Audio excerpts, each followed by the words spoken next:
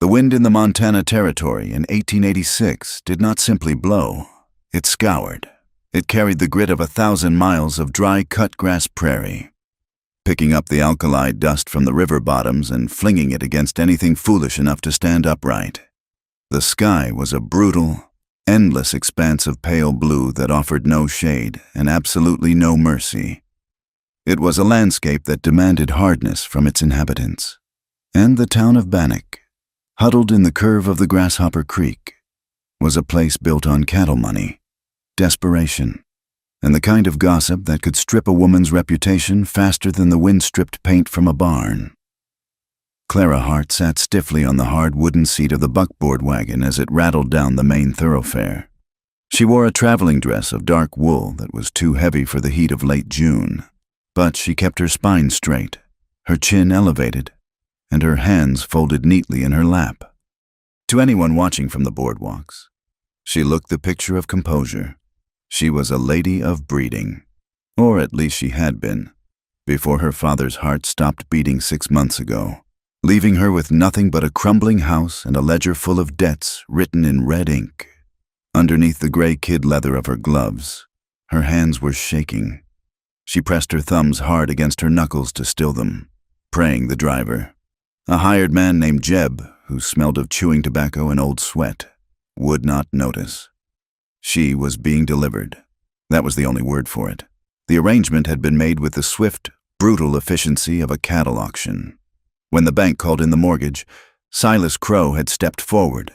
He was a man who owned half the valley, a man whose cattle brand was burned into hides from here to the Dakota line.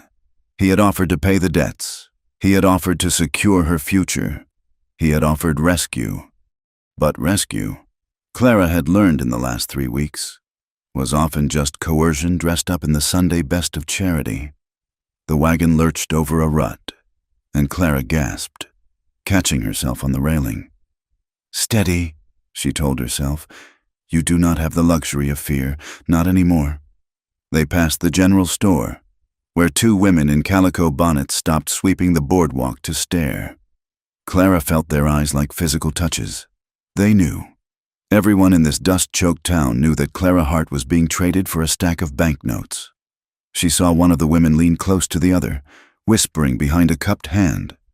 They did not see a tragedy. They saw a climber. They saw a woman who had failed to secure a husband when her family had money and was now selling herself to the highest bidder to stay out of the poorhouse. A group of men lounging outside the Golden Leaf Saloon fell silent as the wagon approached. One of them, a cowboy with a hat pulled low, spat a stream of brown tobacco juice into the dust and watched her with a heavy, lidded gaze. It was the way men looked at a horse they were thinking of buying, checking the teeth, checking the flanks, wondering if the spirit had been broken yet. Clara looked straight ahead, fixing her eyes on the white steeple of the church at the end of the street. The preacher, Reverend Thomas, was standing on the steps. As the wagon drew near, he busied himself with dusting off his jacket, refusing to meet her gaze. Even God's representative, it seemed, was embarrassed by the transaction that was about to take place under his roof. The wagon pulled up in front of the livery stable, where a black carriage waited to take her the final 100 yards to the church. Standing beside the carriage was Silas Crow. He was a tall man, broad in the shoulders, dressed in a black frock coat that seemed to absorb the sunlight.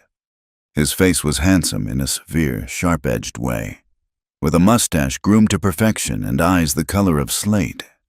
He watched her descend from the wagon with the proprietary air of a man surveying a new fence line. "Clara Hart," he said. His voice was deep, smooth, and utterly devoid of warmth. "You are on time, Mr. Crow." Clara replied. She did not offer her hand. He did not ask for it. He stepped closer, blocking the view of the street. He smelled of expensive bay rum and stale cigar smoke. His eyes swept over her face, searching for something, fear, perhaps, or gratitude. He found only the mask she had carefully constructed.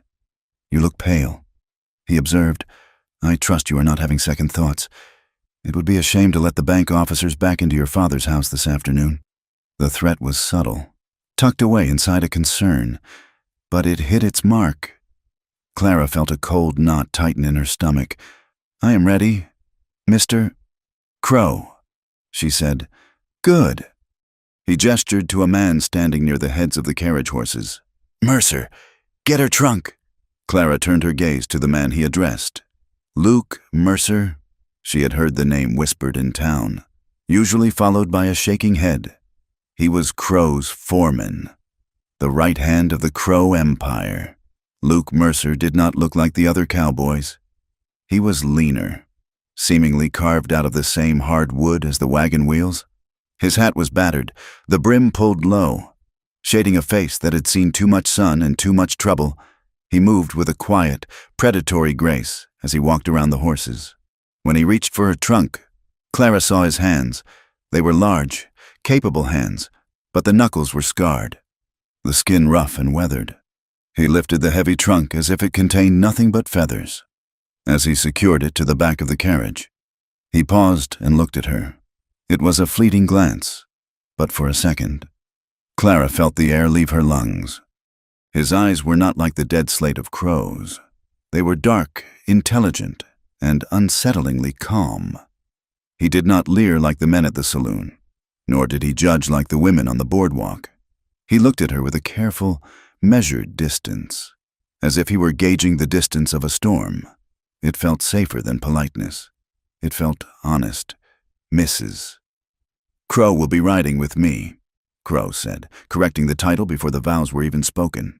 "You take the buckboard back to the ranch. Mercer, make sure the south gate is fixed." Luke Mercer nodded once. He did not speak. He climbed onto the seat of the buckboard, gathered the reins, and drove away without looking back. The wedding ceremony was a blur of heat and suffocation. The church was stifling, the air thick with the smell of old hymnals and dry pine. Sunlight slashed through the dusty windows, illuminating the motes of dust dancing in the air. Clara wore a veil of heavy lace that she had found in her mother's trunk. It was meant to be romantic, a symbol of purity, but as she stood at the altar beside Silas Crow, it felt like a shroud. The lace scratched against her cheek. It made the world look gray and patterned, like she was viewing her life through the bars of a cage. Reverend Thomas spoke the words quickly, his voice rushing as if he wanted to get the business over with. "Do you, Silas, take this woman? Do you, Clara, take this man?" "I do," Crow said. His voice rang out, claiming ownership. Clara's throat was dry as paper. She looked at the floorboards, counting the nail heads to keep from screaming. She thought of the ledger. She thought of the house she was saving, though she would no longer live in it. She thought of the secret she carried, the dark stain on her past that Crow had hinted he knew about. The year in Denver, the accusations, the ruin that had chased her here. If she did not marry him, she would be destitute, and a destitute woman with her history would be destroyed. "I do," she whispered. It was done. They walked out into the blinding afternoon sun. There was no cheering crowd, no rice thrown, just the wind hissing through the eaves of the church and the horses stamping their feet in the dirt. Crow stopped on the bottom step to speak with the banker, a short, sweating man who looked relieved that his investment was now secured. "Wait in the carriage," Crow ordered Clara over his shoulder. Clara walked toward the carriage, her legs feeling like lead. She needed a moment, just one moment to breathe before the prison door clanged shut forever. She stepped around to the shaded side of the carriage, pressing her forehead against the cool wood of the wheel spokes. Hot tears pricked her eyes. She fought them, biting her lip until it tasted of iron. She could not cry, not here, not where they could see. A shadow fell over her. She flinched, straightening up, expecting Crow's reprimand. It was not Crow. Luke Mercer stood there. He had not gone back to the ranch yet. He was holding a cinch strap, ostensibly checking the harness, but he was standing close enough that she could smell the scent of leather, sage, and tobacco smoke that clung to his coat. He saw the tears. The veil was still down, thick and obscuring, but the dampness had soaked into the lace, dark patches against the white. Clara froze. She waited for the mockery. She waited for him to call out to his boss. Luke looked at the church steps where Crow was laughing at something the banker said. Then he looked back at her, slowly, with a movement that was surprisingly gentle for a man with such scarred hands. He reached out. He took the edge of the heavy lace veil. Clara stopped breathing. He lifted it, just an inch, just enough to expose her chin, her mouth, and the terrified wideness of her eyes. He did not lift it high enough for the men on the steps to see. He created a small, private space between them, shielded by the carriage and his own broad shoulders. Clara, he said. He did not say Mrs. Crow. He did not say ma'am. He whispered her name. It was a low, rough sound, like boots on gravel.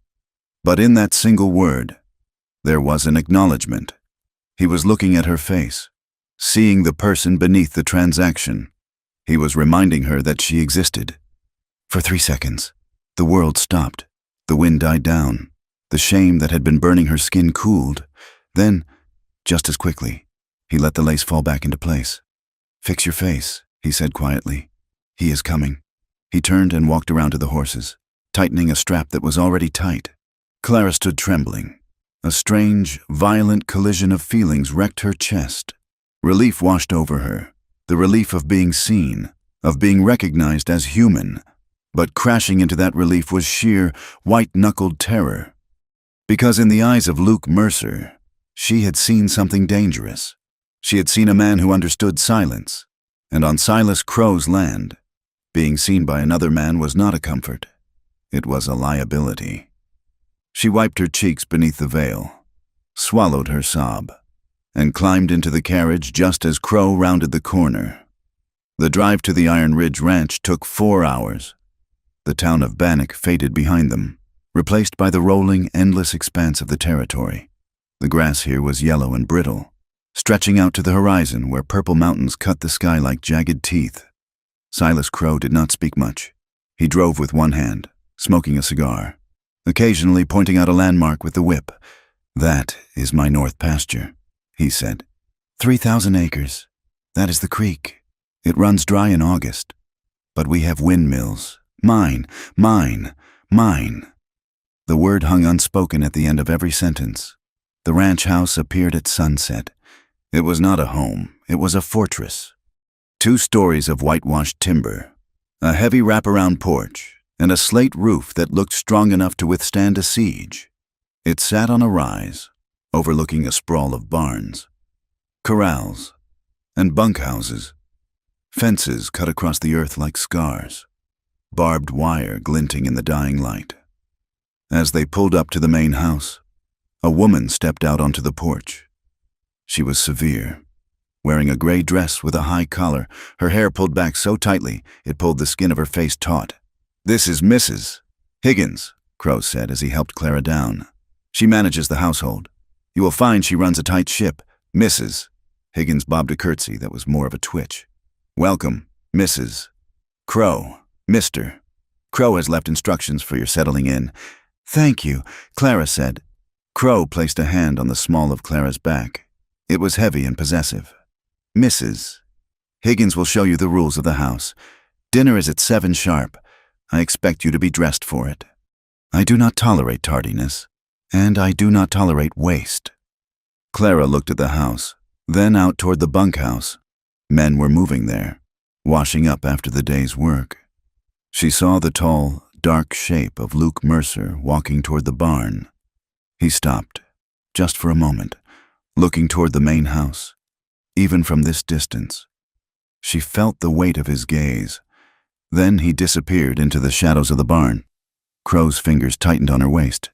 "Shall we go inside?" Inside. The house was dark and smelling of lemon oil and beeswax. The furniture was heavy oak, imposing and uncomfortable. "Mrs." Higgins led Clara to the second floor, to a large bedroom that overlooked the front yard. "Your room, ma'am, Mrs." Higgins said, "Mr. Crow's room connects through that door there." She pointed to a heavy oak door on the left wall. "You are not to enter the kitchen during meal preparation. You are not to speak to the ranch hands unless it is a matter of emergency. Mr. Crow prefers that you take your walks in the garden, not the open range. It is safer Mrs. Higgins's eyes were small and bead-like. She looked at Clara not as a mistress to be served, but as an inventory item to be tracked. "I understand," Clara said softly. "I report directly to Mr. Crow on all household matters." "Mrs. Higgins added, her voice dropping a register. "All matters." Clara nodded. She was a prisoner. The velvet was just a little thicker here than in town, but the bars were steel all the same. Dinner was an ordeal of silence.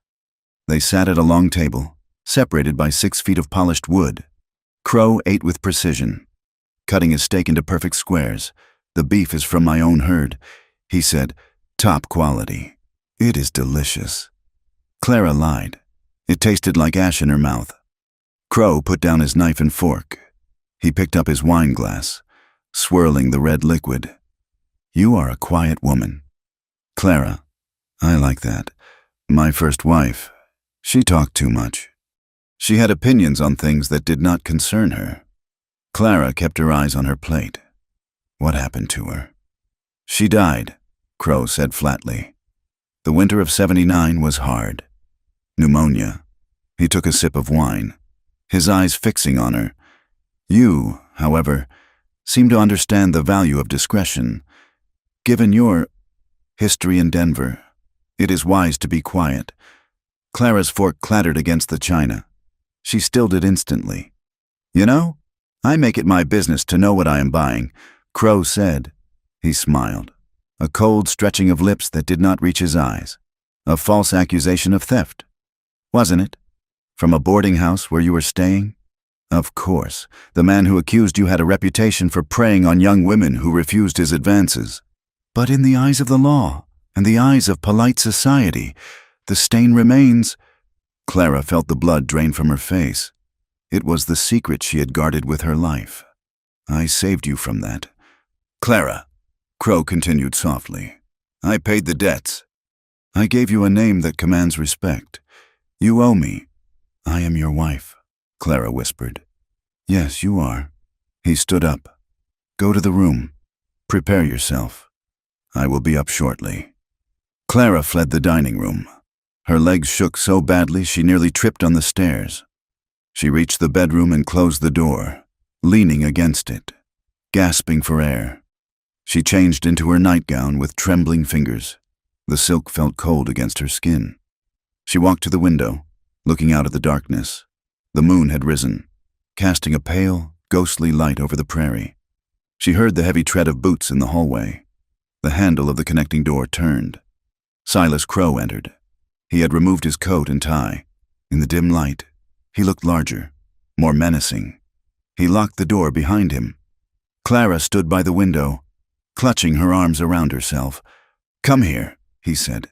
It was not a request. Clara took a step forward. "Please, Silas, I am tired. The journey." "You are my wife," he repeated, the words sounding like the closing of a ledger. "And I have waited long enough." He crossed the room in 3 strides. He reached out and took her arm. His grip was hard, bruising. He pulled her toward him. There was no romance in it, no tenderness. It was the claim of a man who owned the land, the cattle, and now, the woman. Clara stiffened, her body rigid. She did not fight, for fighting would be useless, but she did not yield. "You are hurting me," she said, her voice shaking. Crow laughed softly. "You will learn to like what I give you." He raised a hand to touch her face, his thumb tracing the line of her jaw. It was a possessive, terrifying touch. Suddenly, a shout rang out from the yard below. "Fire! Fire in the south barn!" The cry was frantic, piercing the thick walls of the house. Crow froze. His hand dropped from her face. He turned toward the window. "Damnation!" he hissed. Another shout. "The water tank! The horses are spooked!" Crow swore violently. He released Clara, shoving her slightly away as if she were an annoyance. "Stay here," he barked. He grabbed his coat and a revolver from the dresser, storming out of the room and down the stairs. Clara rushed to the window. Below, chaos had erupted. Men were running with lanterns. Horses were screaming in the corral, their hooves thundering against the wood. Smoke was drifting from the direction of the water tank, though she could not see flames. In the center of the yard, illuminated by the swinging light of a lantern, stood Luke Mercer. He was shouting orders, pointing men toward the corrals, directing others to the pump. He looked calm amidst the panic, a rock in the stream, as Crow ran out onto the porch, bellowing questions. Luke turned. He looked up at the main house. For a second, his eyes met Clara's at the window. There was no fire in the barn. She could see that now. The smoke was coming from a pile of damp hay near the water trough, smoldering but harmless. The horses had been let loose in the corral, causing the noise, but they were not in danger. It was a diversion. Luke Mercer had not created an emergency. He had created a reprieve. He looked at her, his face unreadable in the shadows. And then he turned back to Crow, playing the part of the concerned foreman. Clara stepped back from the glass, her heart hammering against her ribs. She had thought Luke Mercer was dangerous. She had been right, but he was not dangerous because he was violent, though the scars on his knuckles spoke of violence. He was dangerous because he was gentle enough to notice her terror, and controlled enough to do something about it without leaving a fingerprint. He had bought her a night. Just one night. The house fell silent as the men moved further away to wrangle the horses. Clara stood alone in the center of the room. The connecting door was still open. She walked over and closed it. She turned the key in the lock. It was a flimsy barrier against a man like Silas Crow, but for tonight, it would hold. Clara returned to the window. The wind was still howling, rattling the panes of glass. Outside, the coyotes began to call, a lonely, yipping sound that echoed across the miles of empty space. The stars were cold and sharp, looking down on the Montana Territory with supreme indifference. She wrapped her arms around her waist. She was trapped. She was owned. She was in a place where the law was written by men with guns and money. But as she watched the lantern light bobbing in the distance, where a scarred cowboy was calmly lying to his boss to save a woman he didn't know, Clara Hart realized something. She wiped the last of the tears from her face. Survival here would not come from being a lady. It would not come from being good or polite or submissive. Survival would require becoming someone else entirely, someone harder, someone who could hide her tears not beneath a veil, but beneath a layer of iron. She watched the dark shape of Luke Mercer in the distance. "I see you," she whispered to the glass, and for the first time in 6 months. Clara Hart did not feel entirely alone in the dark.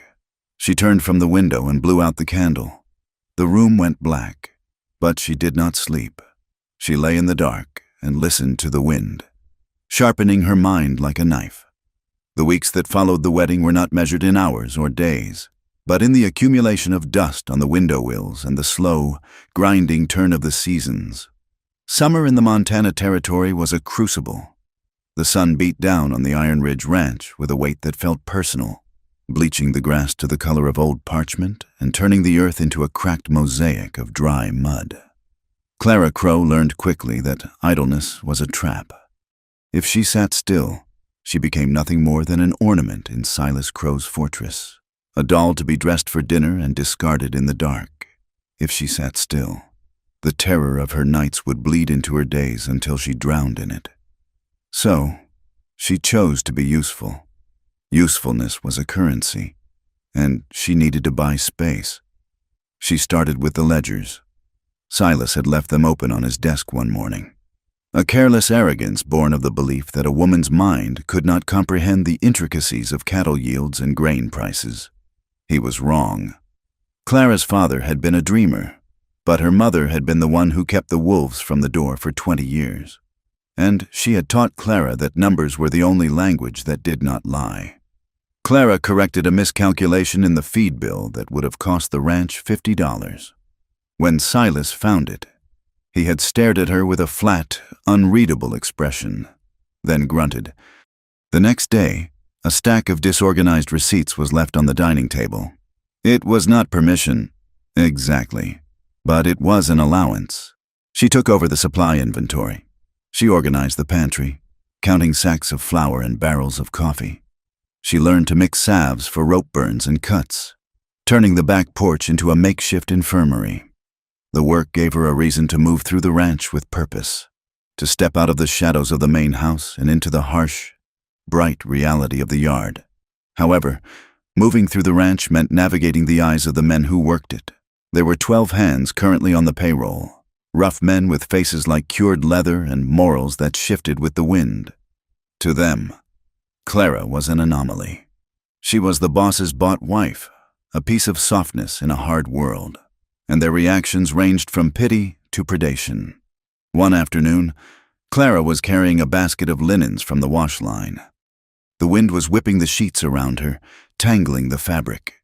As she struggled to pin a heavy quilt, a shadow fell over her. It was a hand named Dutch, a thick-set man with yellowing teeth and eyes that always seemed to linger on her chest. "Let me help you with that, Mrs. Crow," Dutch said. He stepped too close, invading her personal space. His hand reached out, not for the basket, but to brush against her arm. Heavy load for such small hands. Clara stepped back, her heart hammering against her ribs. "I have it. Thank you." Dutch smiled, and it was a greasy, knowing thing. "No need to be shy. Ma'am, Mr. Crow is away checking the south line. It gets lonely out here." He took another step. Suddenly, the air seemed to drop 10 degrees. "Dutch." The name was spoken quietly, without a shout, but it cut through the wind like a whip crack. Dutch froze. He turned slowly. Luke Mercer stood 10 feet away, near the corner of the bunkhouse.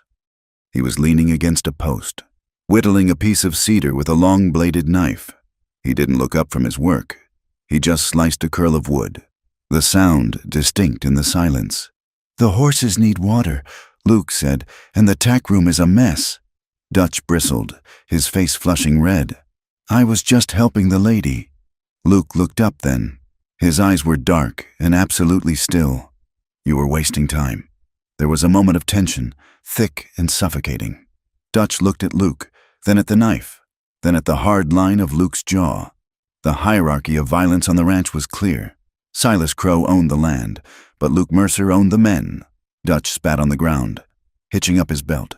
"Just being neighborly," he muttered, before turning and stalking off toward the barn. Luke watched him go until he disappeared into the shadows. Then he folded his knife and slid it into his pocket. He looked at Clara. He did not ask if she was all right. He did not offer empty comfort. He simply nodded at the basket in her hands. "Wind is picking up from the north," he said. "Best get those sheets in before the dust ruins them." Clara gripped the wicker handle of the basket. "Thank you, Mr. Mercer." Luke tipped his hat, a barely perceptible motion, and walked away. It was their first real interaction since the wedding, and it set the terms of their existence. He would protect her, but he would not acknowledge that she needed protecting. He kept a careful, deliberate distance. He never touched her, if he handed her a ledger. He placed it on the table rather than passing it hand to hand, if they passed in a doorway. He waited for her to clear it completely before stepping through. In a world where Silas Crow's touch was a demand and the other men's gazes were a violation, Luke's restraint felt like the only promise Clara could trust. August brought a heat so intense it shimmered off the ground in waves, distorting the horizon. But in Montana, the heat was often a liar. One Tuesday, Silas had ridden into town to meet with the cattle buyer, leaving Clara and the crew behind. The afternoon sky, which had been a brilliant, searing blue, suddenly bruised purple in the west. The temperature plummeted 20 degrees in the span of 10 minutes. A summer squall. Clara was in the vegetable garden, trying to salvage the last of the radishes. When the first hailstone hit the dirt, it was the size of a marble. Within seconds, the sky tore open. The wind screamed, tearing shingles from the roof of the shed. The horses in the near corral, sensing the pressure drop, went into a frenzy. Clara abandoned the basket and ran toward the house, shielding her head with her arms. The hail was coming down harder now, stinging like buckshot. Through the gray curtain of ice and rain, she saw a calf, one of the late-season births, panic and bolt through a gap in the fence, heading toward the creek bed, which would flash flood in minutes. Without thinking, Clara changed course. She ran toward the calf. Her skirts were heavy with mud, dragging at her legs.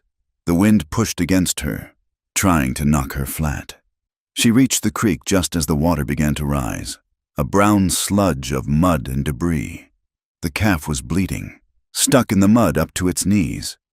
Clara slid down the embankment, the icy water soaking her boots instantly. She grabbed the calf around the middle, pulling with all her strength, but the mud held fast and the animal thrashed, knocking her backward into the water. She gasped as the cold shock hit her.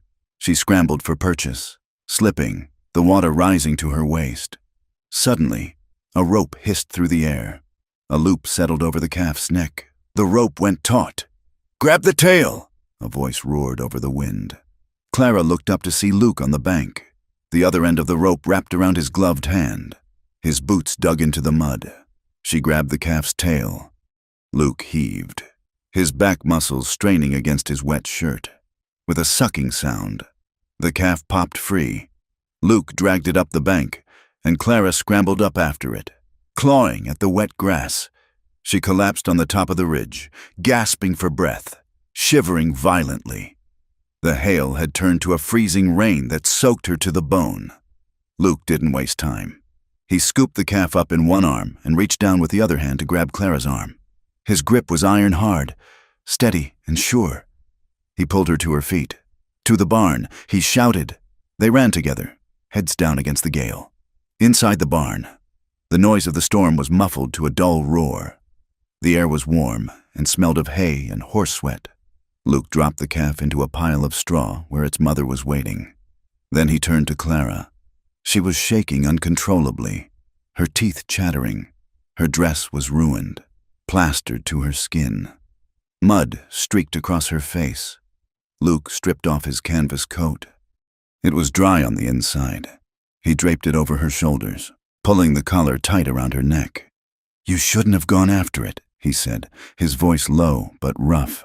"A calf isn't worth a broken neck. I couldn't. Just let it drown," Clara stammered. Luke looked at her. He was close, closer than he had ever been. Water dripped from the brim of his hat. His eyes swept over her face, taking in the mud, the fear, and the fierce, stubborn light in her eyes. He reached out, his hand hovering for a second. Then he brushed a clump of wet mud from her cheek with his thumb. The touch was electric. It lasted less than a second, but it burned through the cold that had settled in Clara's marrow. He pulled his hand back as if he had touched a hot stove. "Stay here," he said. "I will get a blanket from the tack room." He walked away, his boots heavy on the wooden floor. Clara pulled his coat tighter around herself. It smelled of tobacco, rain, and him. She buried her nose in the collar, inhaling the scent, and for the first time since coming to this God-forsaken place, she felt a strange, terrifying warmth bloom in her chest. In the weeks after the storm, the dynamic shifted. It was subtle, invisible to anyone who didn't know where to look. It was in the way Luke would pause for a fraction of a second too long when he handed her the mail. It was in the way Clara would find her eyes drawn to his hands as he worked the branding irons or mended a bridle. They spoke little, but their silence had developed a language. A glance across the yard meant, "I am here." A nod meant, "You are safe." A tightening of his jaw when Crow spoke meant, "I know." It was desire, yes, but it was threaded with danger. It was the feeling of walking along a cliff edge in the dark, exhilarating and potentially fatal. Silas Crow was not a man of intuition, but he was a man of possession. And possessive men notice when their property drifts. He began to watch them. He would sit on the porch in the evenings, smoking a cigar, his eyes tracking Clara as she moved through the house. "You seem to have taken a liking to the ranch work," Crow said one evening at dinner. "It keeps me busy," Clara replied, cutting her meat carefully. "Perhaps too busy." Crow said, "I didn't marry a ranch hand. Clara, I married a lady. From now on, Mrs. Higgins will handle the inventory. You will confine your activities to the house and the garden. But the ledgers—" Clara started. "Are done," Crow snapped. He looked at her, his slate eyes narrowing. "And I have noticed Mercer hanging around the main house more than is necessary. I will speak to him." Clara's heart stopped. He is only doing his job. "Silas." Crow smiled, and it was the smile of a wolf who has cornered a rabbit. "I decide what his job is." The restrictions tightened. Misses. Higgins began watching Clara with renewed zeal, reporting every movement. Clara felt the walls closing in. But the restriction only sharpened her need to understand the cage she was in. She found the key to Silas's private desk drawer purely by accident. It had fallen out of his vest pocket when the housekeeper took his suit for cleaning. Clara saw it glinting on the hallway rug. She waited until Silas was out inspecting the north herd and misses. Higgins was in the cellar counting preserve jars. She slipped into the study. Her hands shook as she unlocked the drawer. Inside were stacks of papers, deeds, cattle counts, banknotes. She flipped through them frantically. She found the file labeled Hard Estate. She opened it. There was the mortgage document. She scanned the numbers. Her breath hitched. The interest rate had been changed. The original number was crossed out and replaced with a figure that was illegal under territorial law. But worse, she found a letter from the bank manager to Silas, dated 3 months before her father's death. Mr. Crow, regarding the Hart property. "We have successfully delayed the refinancing application as you requested. The pressure should be sufficient to force a sale or foreclosure by winter." It hadn't been bad luck. It hadn't been her father's poor management. It had been a trap. Silas Crow had engineered the ruin of her family to acquire the land. And when the land hadn't been enough, he had acquired her. Clara put the papers back, her hands trembling with a cold. Clear rage. She wasn't a rescued bride. She was the spoils of war. She needed to tell someone. She needed to tell Luke. She found her chance 2 days later. Silas had ordered a trip to town for supplies before the fall roundup. He didn't want to go, so he sent Luke to drive the wagon, with explicit instructions to be back before dark. The drive was quiet. Luke kept his eyes on the road. When they reached town, Luke pulled the wagon up to the general store. "I have to load the flour," he said. "You stay close. I need to go to the apothecary," Clara said. "Mrs. Higgins needs headache powders." Luke hesitated, scanning the street. It was midday, but the town felt restless. "It's not safe for you to walk alone. I will be 2 doors down." "Luke, please." He nodded once. 5 minutes. Clara walked to the apothecary, her mind racing. She needed to tell him about the letter. But how? And what could he do? He was just a foreman. As she stepped out of the apothecary, clutching the small paper packet, 2 men stepped off the boardwalk, blocking her path. They were drifters, smelling of stale beer and unwashed wool. "Well now, look at this," one of them said, grinning to reveal missing teeth. "If it ain't Crow's little bird." "Excuse me?" Clara said, trying to step around them. The man moved to block her. "You look mighty fine in that dress. Too fine for a man like Silas Crow. Heard he bought you for the price of a mortgage." Clara felt the shame burn her cheeks. "Let me pass." "Or what?" the second man sneered. "You gonna scream?" He reached out and grabbed her wrist. His fingers were greasy and strong. Clara gasped, pulling back. "Let go!" The man laughed. Then, abruptly, the laughter died. The man's eyes went wide, looking over Clara's shoulder. "Let her go!" The voice was not loud. It was barely above a whisper, but it carried the weight of a gravestone. The man released Clara's wrist instantly. Luke stood behind her. He hadn't drawn his gun. His hands were hanging loose at his sides, but his posture was coiled, radiating a violence that was all the more terrifying because it was completely controlled. He looked at the men with eyes that were empty of anything human. "Move," Luke said. The men stumbled back, tripping over their own feet. "Sorry, mister, just having fun. Move!" They turned and ran, disappearing down an alley. Luke didn't watch them go. He looked at Clara. He saw the red marks on her wrist where the man had grabbed her. His jaw tightened until a muscle jumped in his cheek. "Get in the wagon," he said. They drove back in silence, but the air between them was charged with a new, volatile energy. Clara sat with her hands clenched in her lap. She was ashamed that she had been weak, ashamed that she was seen as property by everyone, ashamed that she needed saving. But beneath the shame, anger was kindling. That night, the house was quiet. Silas was asleep, heavy with whiskey. Clara couldn't breathe in her room. She went down to the kitchen for water. She lit a single candle. As she turned from the pump, she saw Luke. He was standing by the back door, having just come in from the bunkhouse. He stopped when he saw her. The candlelight flickered, casting long shadows against the walls. Clara put the glass down. Her hands were still shaking from the encounter in town. "Thank you," she whispered. "For today." Luke walked into the room. He didn't stop until he was standing 3 feet from her. He took off his hat and set it on the table. "I should have killed them," he said. His voice was flat, matter of fact. "No," Clara said. "No more violence."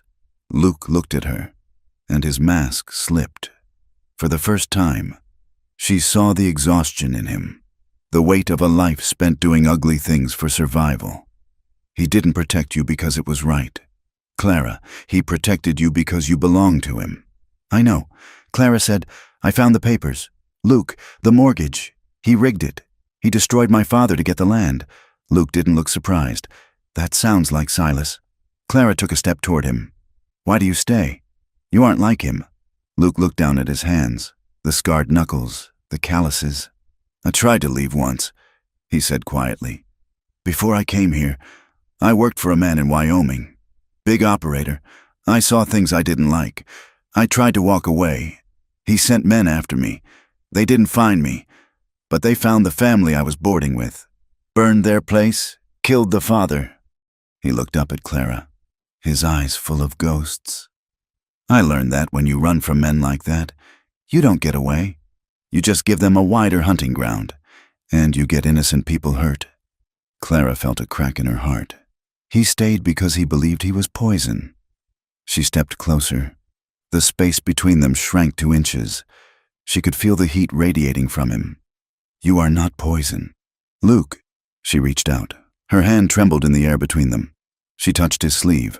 The fabric was rough. Luke went perfectly still. He stopped breathing. He looked at her hand on his arm, then up at her face. He didn't pull away, but he didn't move forward. He waited. He let her decide the distance. Clara slid her hand down his arm until her fingers brushed his hand. His skin was warm, rough, alive. "Luke," she whispered. He turned his hand over, catching her fingers. He didn't grip them hard. He held them like they were made of glass. He stepped in, just one step. He was close enough now that his chest brushed the lace of her bodice as he inhaled. He was close enough to warm her. Clara looked up at him. The fear that had defined her life for 6 months evaporated. In its place was a want so sharp it hurt. Luke raised his other hand. He didn't touch her. He brought it up to the side of her face, hovering an inch away, waiting for her to flinch. She didn't flinch. She leaned into his palm. He closed the gap. His hand cupped her jaw, his thumb tracing her cheekbone. It was a touch of reverence. "Clara." He breathed. He leaned down. His forehead rested against hers. They stood there in the candlelight, breathing the same air, 2 broken people fitting their jagged edges together. He didn't kiss her. It was too dangerous, too soon. But the intimacy of the moment was more profound than any kiss. It was a mutual surrender. Then, the floorboards creaked upstairs. Luke pulled back instantly. The mask slammed back into place, though his eyes were burning. "Go," he whispered, "before he wakes." Clara fled to her room, her heart racing not with fear, but with life. The next morning, the reckoning came. Silas Crow stood on the porch, watching Luke saddle a horse. "Mercer," Silas barked. Luke led the horse over. "Mr. Crow, I have a job for you," Silas said. "I need you to ride up to the high country, check the line shacks near the pass, take account of the strays." "That's a 2-week ride," Luke said, his voice steady. "The roundup starts in 10 days. "You need me here. I need you where I tell you to be," Silas said softly. He looked from Luke to the window where Clara was standing. "I think it would be best if you were away for a while. The air around here is getting stale, don't you think?" Luke looked at the window. He saw Clara's pale face behind the glass. He realized then, Silas knew. He didn't know everything, but he knew enough. He was separating them. He was isolating Clara, removing her only ally. And if Luke refused, Silas would have cause to kill him. Or worse, punish her. "I will leave within the hour," Luke said. "Good man," Silas said, smiling. Luke finished saddling the horse. He packed his bedroll and his rifle. He mounted up. He rode past the house. He didn't stop. He couldn't. But as he passed the window, he lifted his hand to the brim of his hat. A salute. A promise. Clara watched him ride out. The sky was bruised with purple clouds, a storm brewing in the mountains. She watched until he was just a speck against the vast, indifferent prairie. She turned back to the empty room. The silence of the house pressed in on her, heavy and suffocating. Silas was downstairs, satisfied, believing he had won. But as Clara stood there, she didn't feel the crushing weight of despair she expected. She felt something else, a cold, hard resolve hardening in her gut like steel. He had taken her money. He had taken her freedom. He had tried to take her dignity. Now he had taken Luke. Clara walked to the mirror. She looked at her own reflection. The frightened girl who had hidden under a veil was gone. She smoothed her skirts. She lifted her chin. Love, she realized, looking at her own fierce eyes, was not going to be a soft thing. Not here, not in this land of dust and blood. Love was going to be an act of war, and she was just beginning to fight. Luke Mercer returned to the Iron Ridge Ranch 5 days early, riding a horse that was lathered and blowing hard. The sky to the north was the color of a fresh bruise, promising snow. But it was not the weather that had driven him back. It was the tracks he'd found near the pass, or rather, the lack of them. Silas Crow had sent him to hunt rustlers, claiming 50 head of cattle had been driven off toward the high country. But Luke had ridden the fence line for 3 days and found no cut wire. He had circled the herd and found no agitation. What he had found, near the Slot Canyon, was a set of tracks made by a single horse, deliberately scuffing the earth to look like a drive, and a branded steer slaughtered clumsily and left to rot, meant to look like a warning.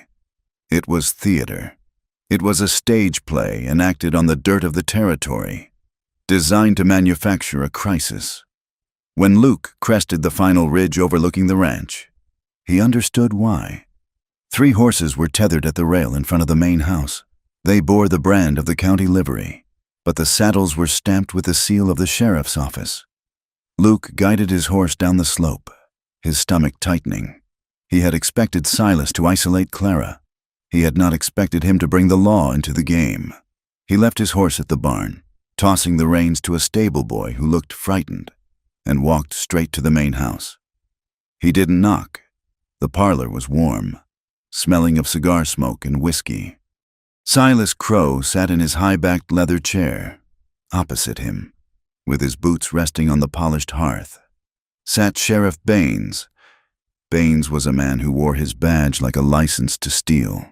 He was heavy-set, with a face that had gone soft from other men's cooking and eyes that were constantly shifting, looking for an advantage. 2 of his deputies, lean men with hard faces, stood by the window. Clara was there too. She was standing by the sideboard, pouring whiskey into a crystal tumbler. Her hand was steady, but her face was the color of milk. She looked up as Luke entered, and for a fraction of a second, her mask slipped. Relief warred with terror. "Well now," Silas said, not rising. "Look who decided to join the party. I thought you were tracking thieves." "Mercer." "There were no thieves," Luke said, his voice flat. "Just a dead steer and a lot of bad acting."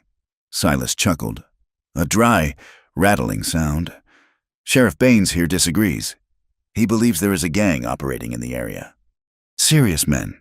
He insisted on stationing a detail here to protect the ranch. And, of course, to protect my wife. Baines took the glass from Clara, his fingers lingering on hers a moment too long before she pulled away. "Just doing my duty." "Crow," Baines said, his voice oily. "A woman like Mrs. Crow needs looking after. The territory is a dangerous place." Luke looked at Baines, then at Silas. It was a masterstroke of control. By inviting the law onto the ranch, Silas had turned the house into a prison cell with an official seal. If Clara tried to run now, she wouldn't just be a runaway wife. She would be fleeing police protection. If Luke tried to intervene, he wouldn't be fighting a husband. He would be assaulting an officer. "You look tired." "Mercer," Silas said, "go to the bunkhouse. The sheriff's men will handle the night watch." Luke didn't move. He looked at Clara. "Go," she said softly. "Please." Her eyes begged him not to make a scene that would get him arrested. Luke turned and walked out, but he didn't go to the bunkhouse. He went to the shadows of the porch and waited, listening to the wind pick up, carrying the first biting grit of the coming snow. The law felt less like a shield and more like another weapon pointed straight at Clara's heart. 2 days later, the snow began to fall in earnest, a white curtain that walled the ranch off from the rest of the world. The isolation was absolute. Inside the house, the tension was suffocating. Clara moved like a ghost, serving meals to the sheriff and his men, enduring their stares, their coarse jokes, and the way Silas presented her to them. A prized possession he was gracious enough to let them admire. But while the men drank and played cards in the parlor, Clara was fighting a war in the quiet corners of the house. She knew Silas had something on her. He had hinted at it the night of the wedding, and again when she had found the altered mortgage papers. But hints were smoke. She needed the fire. She found her opportunity when Baines and Silas were arguing over a land dispute in the study. Silas, usually so careful, had unlocked his safe to retrieve a map and left the heavy iron door ajar while he poured drinks at the sideboard. Clara was in the hallway, carrying a tray of coffee. She heard the clink of glass. She slipped into the study, moving silently over the rug. The safe was open. She didn't have time to search. She grabbed the top folder, the one made of thick blue legal paper that she had seen Silas handle with a smug reverence. She shoved it into the waistband of her petticoats, beneath her apron, just as Silas turned around. "Clara," he said sharply. "I forgot the sugar," she stammered, backing out of the room. She fled to the pantry, her heart hammering against her ribs like a trapped bird. She bolted the door and pulled out the folder. She opened it. It was not a mortgage. It was a warrant. It was from Denver, dated 8 months ago. Wanted for arson and attempted murder. Clara Hart. Clara read the affidavit, her hands shaking so hard the paper rattled. It was signed by Reginald Thorne, the owner of the boarding house where she had stayed after her father's initial collapse. Thorne had cornered her in the laundry room one night. He had been drunk, violent, entitled. Clara had fought back. She had knocked over a kerosene lamp in the struggle. The curtains had caught fire. She had run. Thorne had survived, obviously. And he had spun a story. He claimed she had set the fire to rob him, that she had tried to burn him alive in his bed. It was a lie, but it was a lie stamped with the official seal of a Colorado judge. Silas didn't just own her dead. He owned her freedom. If she left him, he wouldn't just hunt her down. He would hand her over to hang. The door handle rattled. Mrs. Crow? It was Mrs. Higgins. Mr. Crow is asking for the coffee. "Coming," Clara whispered. She hid the folder behind a sack of flour, smoothed her apron, and unlocked the door. She walked back into the lion's den, carrying a tray of coffee, knowing that the man sitting in the leather chair held the power of life and death over her. That night, she met Luke in the tack room of the barn. It was the only place safe from the sheriff's men, who were too lazy to leave the warmth of the bunkhouse stove. The air was freezing, smelling of leather and sweet feed. Luke was mending a bridle by the light of a hooded lantern. He looked up when she entered. He saw the devastation in her eyes. "What happened?" he asked, standing up. Clara told him. She told him about Thorn, about the fire, about the warrant in the safe. She didn't cry. She was past tears. She spoke with the hollow, flat voice of someone who has realized the trap has no exit. He has me. Luke, she said, if I run, I go to prison. If I stay, I die by inches. Luke listened, his face set in stone. He didn't offer false hope. He didn't tell her it would be all right. He knew the law. A warrant like that, backed by a man like Silas Crow, was a death sentence. I thought I was strong, Clara said, her voice breaking. I thought I survived Thorn. But I didn't. He just sold me to a different master. Luke stepped closer. He reached out and took her hands. They were ice cold. You're strong. Clara, you are still standing. Am I? She asked. Or am I just waiting to fall? She looked at him, searching his face. And you? Luke, why are you still standing here? You know what he is. You know what he does. Why do you stay? Luke looked away, toward the dark corners of the barn. Because I owe him. He said, money? No, blood. He took a breath, the vapor clouding in the cold air. 5 years ago, before I was foreman, Silas wanted a piece of land along the creek. A homesteader named Miller lived there. He had a wife and a little girl. He refused to sell. Silas told me to move them. He told me to make it hard for them. Luke looked back at her, his eyes dark with a self-loathing that was years old. I cut their fences. I ran off their stock. I poisoned their well. I did it because I was young and hungry, and I wanted to be a big man on a big ranch. He swallowed hard. Miller packed up. They left in November. Their wagon broke an axle in the pass. The blizzard caught them. They all froze to death. Clara stared at him. She felt a chill that had nothing to do with the temperature. Silas paid for their burial, Luke said quietly. He told me it wasn't my fault. He told me the world is hard and only the strong survive. He gave me the foreman job the next week. I stayed because I felt like if I left, their deaths meant nothing. If I stayed, maybe I could keep things from getting that bad again. I told myself I was paying a debt. Clara pulled her hands away. That is not a debt. Luke, she said, her voice trembling. That is a chain. Luke flinched as if she had struck him. You stay because you are afraid, Clara said, her voice gaining strength. You are afraid that if you leave, you will have to face what you did. You are afraid that without Silas Crow, you are just a murderer. Luke looked at her, his face stripped raw. You are right. Clara looked at the man she was falling in love with, and she saw the monster he had been. But she also saw the man he was trying to be. She saw the man who had lifted her veil. She saw the man who had saved the calf. We are both trapped. Luke, she whispered, he holds my past, and he holds your guilt. He uses our own shame to keep us in the cage. She stepped back to him. She took his hands again. We have to break it. How? Luke asked. We stop hiding. We stop hoping he will change. We stop hoping for mercy. We start planning. The storm hit its peak 2 nights later. It was a blizzard that would be talked about for 20 years. The wind howled like a banshee, driving snow through the cracks in the walls. The temperature dropped to 30 degrees below zero. The ranch was buried.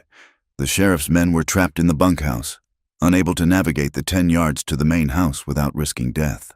The firewood pile on the porch was dwindling. Inside the main house, the cold was a physical presence. The fires struggled to keep the rooms above freezing. Then, the accident happened. Silas slipped on the icy porch steps while trying to check the thermometer. He fell hard, twisting his knee and striking his head on the railing. He was carried inside by Luke, who had rigged a guide rope from the barn. Silas was groggy, in pain, and useless. The power dynamic in the house shifted instantly. Clara took charge. She ordered Mrs. Higgins to boil water. She tore up sheets for bandages. She set Silas's leg with a calm efficiency that stunned Luke. She wasn't the trembling bride anymore. She was a woman who knew that panic was a luxury she couldn't afford, but the cold was relentless. By the second night of the storm, the house was dangerously cold. Luke brought in the last of the wood. We need to conserve heat, he said. Everyone in the parlor. It's the only room with a good draft. Silas was passed out on the sofa, dosed with laudanum for the pain. Mrs. Higgins had retreated to the kitchen near the stove. Luke and Clara sat on the rug in front of the fireplace, wrapped in buffalo robes. The house creaked and groaned under the wind. The firelight flickered, casting their shadows tall against the wall. They were alone in the circle of light. Luke looked at Clara. Her hair had come loose from its pins. Her face was smudged with soot. She looked exhausted and incredibly beautiful. "You were good today," he said softly. With Silas, he would have let me freeze if the roles were reversed. Clara said, "I know." Luke shifted. His leg brushed against hers under the robes. He didn't pull away. The intimacy of the storm was overpowering. The world outside had ceased to exist. There was only the fire, the cold, and the heat of their bodies. Luke reached out and touched a lock of hair that had fallen across her forehead. His fingers were rough, but his touch was light as a breath. Clara turned her face into his hand. She closed her eyes. "Luke," she whispered. He leaned in. His face was inches from hers. She could feel his breath on her lips. The desire was a physical ache, a sharp pull in the center of her chest. It would be so easy. Silas was unconscious. The world was white and empty. She wanted him. She wanted to be held, to be claimed by something other than duty and debt. But as his lips brushed hers, a feather-light contact, Clara stiffened. She pulled back. Luke froze. He looked at her, his eyes dark with confusion and hurt. "Clara, I can't," she whispered. "Why? Because I am still in the cage. Luke, and if we do this now, here, while he sleeps 10 feet away, it's just another secret. It's just another thing I have to hide." She looked at him, her eyes fierce. "I don't want to be your secret, Luke, and I don't want you to be my escape. I want to choose you, freely, in the daylight. Not like this." Luke looked at her for a long moment. He understood. She was refusing to trade one form of captivity for another. She was refusing to let her passion be something stolen. He nodded slowly. "You are right," he said. He pulled his hand back. He stood up. He picked up his bedroll from the floor. "Where are you going?" Clara asked. "To the door," Luke said. He walked to the heavy oak door of the parlor and laid his bedroll across the threshold. He sat down, his back against the wood, his rifle across his knees. "I will watch the fire," he said. "You sleep, Clara. No one comes through this door tonight." He was giving her space. He was protecting her, not just from the cold or from Silas, but from himself.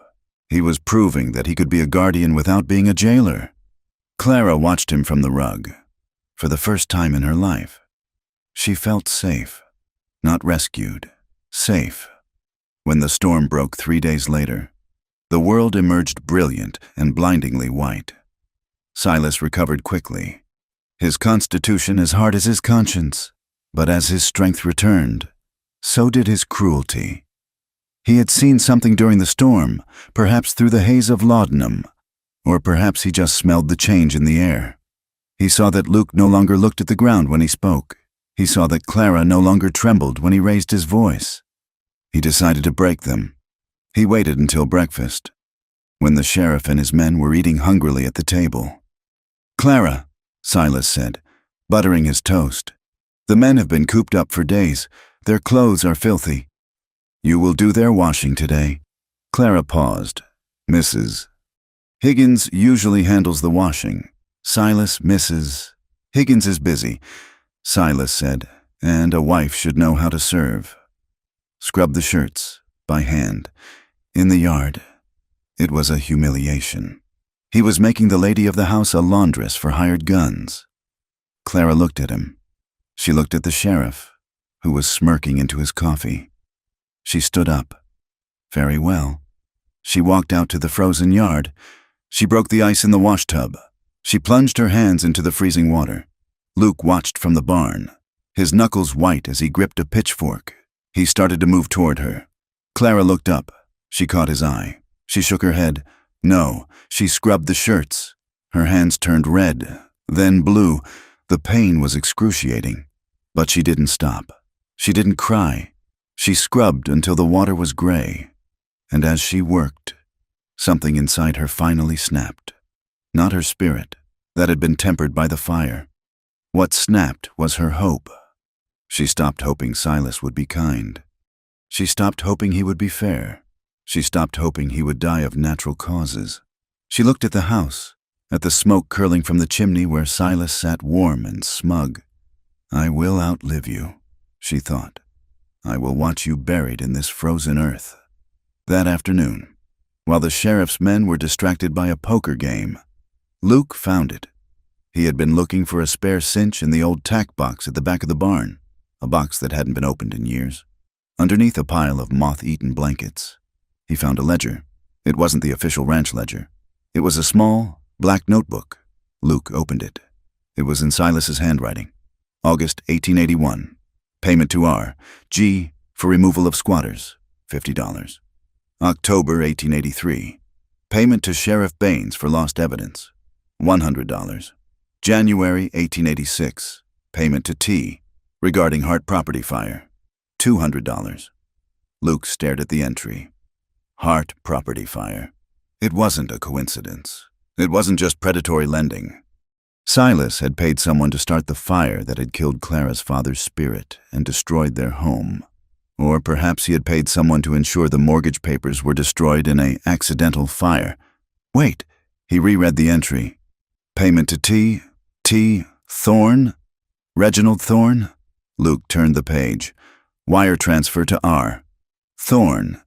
Denver. Services rendered regarding C. Heart accusation. The air left Luke's lungs. Silas hadn't just used the warrant as leverage. He had bought it.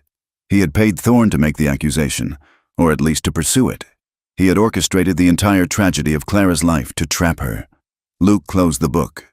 His hands were shaking. Not from cold, but from a rage so pure it felt like holiness. He hid the book inside his coat. He needed to tell Clara, but he couldn't go to the house. Silas was watching. Help came from an unlikely source. Late that afternoon, a cutter sleigh arrived at the ranch. It was Mrs.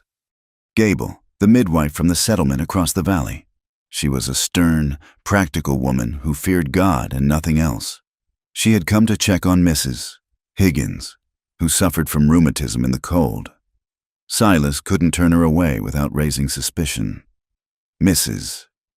Gable entered the kitchen where Clara was warming her frozen hands. The older woman took one look at Clara's red, cracked skin and the exhaustion in her eyes. She didn't say a word. She opened her bag and took out a jar of salve. Sit, she ordered. She applied the salve to Clara's hands. Then she leaned in close. You look like a woman walking on a wire. Mrs. Gable whispered. Clara looked at her. Mrs. Gable's eyes were kind, but sharp. She saw. I am, Clara whispered back. If you fall, Mrs. Gable said, looking at the door to ensure they were alone. There are people in the valley who remember what kind of man your father was. People who don't much care for Silas Crow's way of doing business. It was a thin thread. A tiny offer of alliance. If I needed to send a letter, Clara whispered. A letter that couldn't go through the post office in town. Mrs. Gable finished wrapping Clara's hand. I will be passing through on my way back next Tuesday. If you have something for me, put it in the bottom of the mending basket. She stood up. Keep your head up, child. The winter doesn't last forever. Mrs. Gable left. Clara felt a surge of adrenaline. She had a way out. That night, she slipped out to the barn on the pretext of checking the chickens. Luke was waiting. He showed her the ledger. He showed her the entry about Thorne. Clara stared at the page. The truth washed over her. It wasn't just bad luck. It wasn't just her mistake. It was him. It had always been him. He paid Thorne, she whispered. He paid him to ruin me. She looked up at Luke. Her eyes were dry. The tears were gone. He took everything from me. Luke, my name, my home, my freedom. And he took my soul. Luke said. He made me a part of it. They stood in the dark barn, the smell of hay and manure around them, the wind rattling the doors. They were two people standing in the wreckage of their lives, looking at the architect of their destruction. Luke took her hand. He placed the black book in it. "This is the end of him," Luke said. "If we can get this to the U.S. Marshal in Helena, not Baines, a real marshal." "It's a 3-day ride," Clara said, "through snow, with Baines guarding the gate."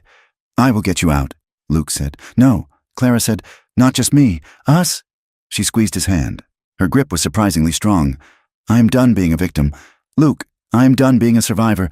I want justice." Luke looked at her. He saw the steel in her spine. He saw the woman who had walked through fire and come out the other side. "We do this together," he said. "Together," Clara repeated. She looked him in the eye. "We end this, Luke, or it ends us."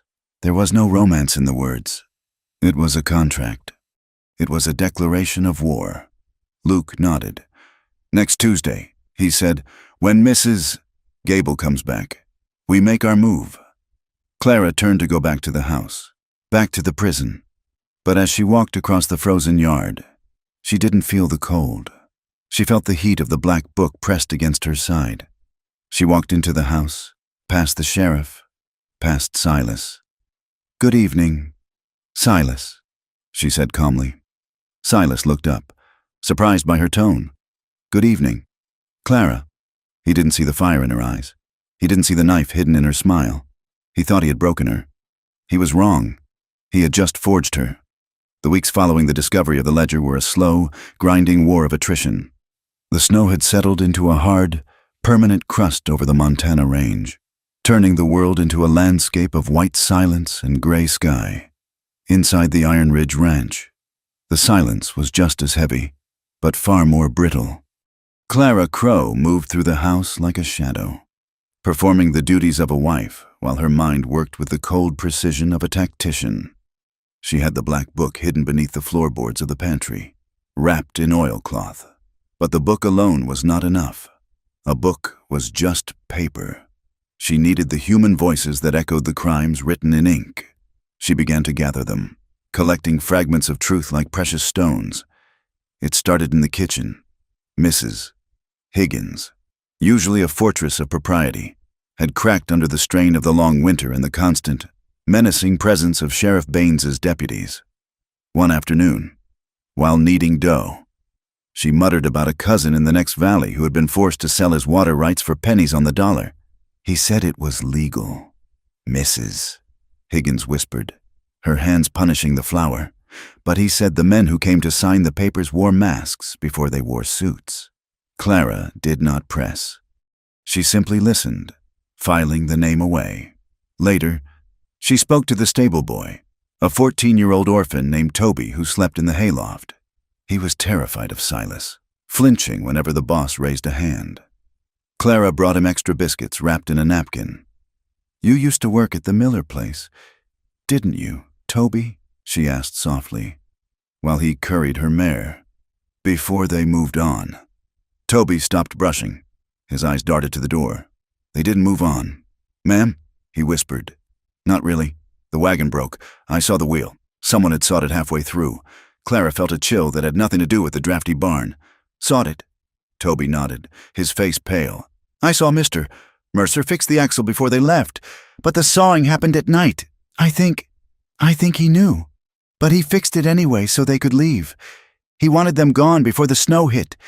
He was trying to save them." Clara touched the boy's shoulder.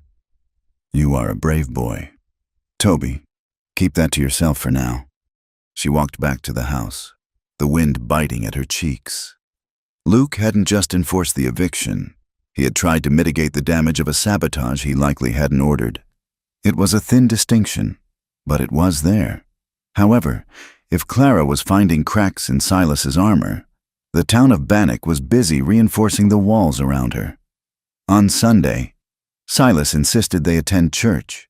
It was a performance of domestic unity. He helped her into the carriage, his grip on her elbow tight enough to bruise. In town, the reception was icy. The women of the congregation, bundled in wool and self-righteousness, turned their shoulders as Clara passed. She heard the whispers hiss like steam. "Look at her," a matron in a bonnet murmured. "Silk ribbons in her hair while decent folk are rationing flour." "Ungrateful," another replied. "Silas Crow saved her from the street, and she walks around like she is attending a funeral." Temptation, That is what she is, a pretty face to hide a rotten spirit. The men were worse. They did not whisper. They stared. They looked at Clara not as a person, but as a high-priced heifer that Silas had acquired.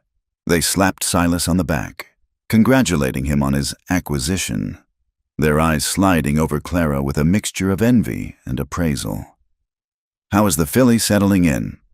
"Crow," the banker asked, loud enough for Clara to hear. "She is learning the bit," Silas replied, smiling his cold, shark-like smile. "She requires a firm hand, but she is learning." Clara stood still, her gloved hands clasped. She let the humiliation wash over her. She saw how loneliness was used as a discipline here. If they could make her feel entirely alone, entirely despised, she would have no choice but to turn to Silas for the only shelter available. It was a psychological siege. But she did not turn to Silas. She looked across the town square and saw Luke Mercer tying his horse at the rail. He did not look at her. He could not, but the set of his shoulders, tense and alert, told her he was listening. Luke was fighting his own ghosts. That afternoon, while Silas drank whiskey with the mayor, Luke rode out to the edge of the Badlands. He was looking for a man named Jebediah Stone. Stone had been a squatter on the North Range 3 years ago. Luke had burned his shack down. It had been an order, and Luke had carried it out with a torch in one hand and a bottle of whiskey in the other, numbing himself to the screams of Stone's wife. He found Stone living in a dugout carved into the side of a dry wash, surviving on jackrabbits and bitterness. Luke dismounted. He kept his hands away from his gun. Stone came out of the dugout, a rusty scattergun leveled at Luke's chest. "You got some nerve." "Mercer?" Stone spat. "You come to finish the job?" "No," Luke said. He reached into his saddlebag. He pulled out a sack of coffee and a pouch of tobacco. He set them on a flat rock. "I came to say I was wrong," Luke said. Stone laughed. A harsh, barking sound. "Wrong? You burned my roof. You put my wife in the ground. Mercer, the cold took her that winter because we had no shelter. You think coffee fixes that?" "No," Luke said. "Nothing fixes that." He took a step forward, ignoring the shotgun barrel wavering in Stone's grip. "I can't bring her back, Jebediah, and I can't rebuild the shack, but I am going to bring down the man who gave the order." Stone lowered the gun slightly. "Crow? You are Crow's dog. Everybody knows that." "Not anymore," Luke said. "I'm done biting. I'm going to testify. If I do, will you stand with me? Will you tell a judge what happened that night?" Stone stared at him. His eyes narrowed, searching for the trick. He saw the scars on Luke's face, the exhaustion etched into the lines around his mouth. He spat into the dirt. "If you miss, Mercer, he kills us both." "I won't miss," Luke said. Stone looked at the coffee, then back at Luke. "I ain't making no promises. But if you get him in a courtroom, I might remember a thing or two." It was a fragile victory, but it was a start. Luke rode back toward the ranch as the sun began to dip, painting the sky in violent shades of orange and blood red. Silas Crow was not a man who believed in coincidence. He had seen the way Clara held her head higher. He had seen the way Luke had looked at the sheriff during the storm. He sensed the rebellion like a change in the wind direction. He decided to cut the thread out at the root. The next morning, the sky was the color of iron. Silas summoned Luke to the porch. "I have reports of wolves in the Box Canyon," Silas said. "They are harrying the winter calves. Ride out and clear them."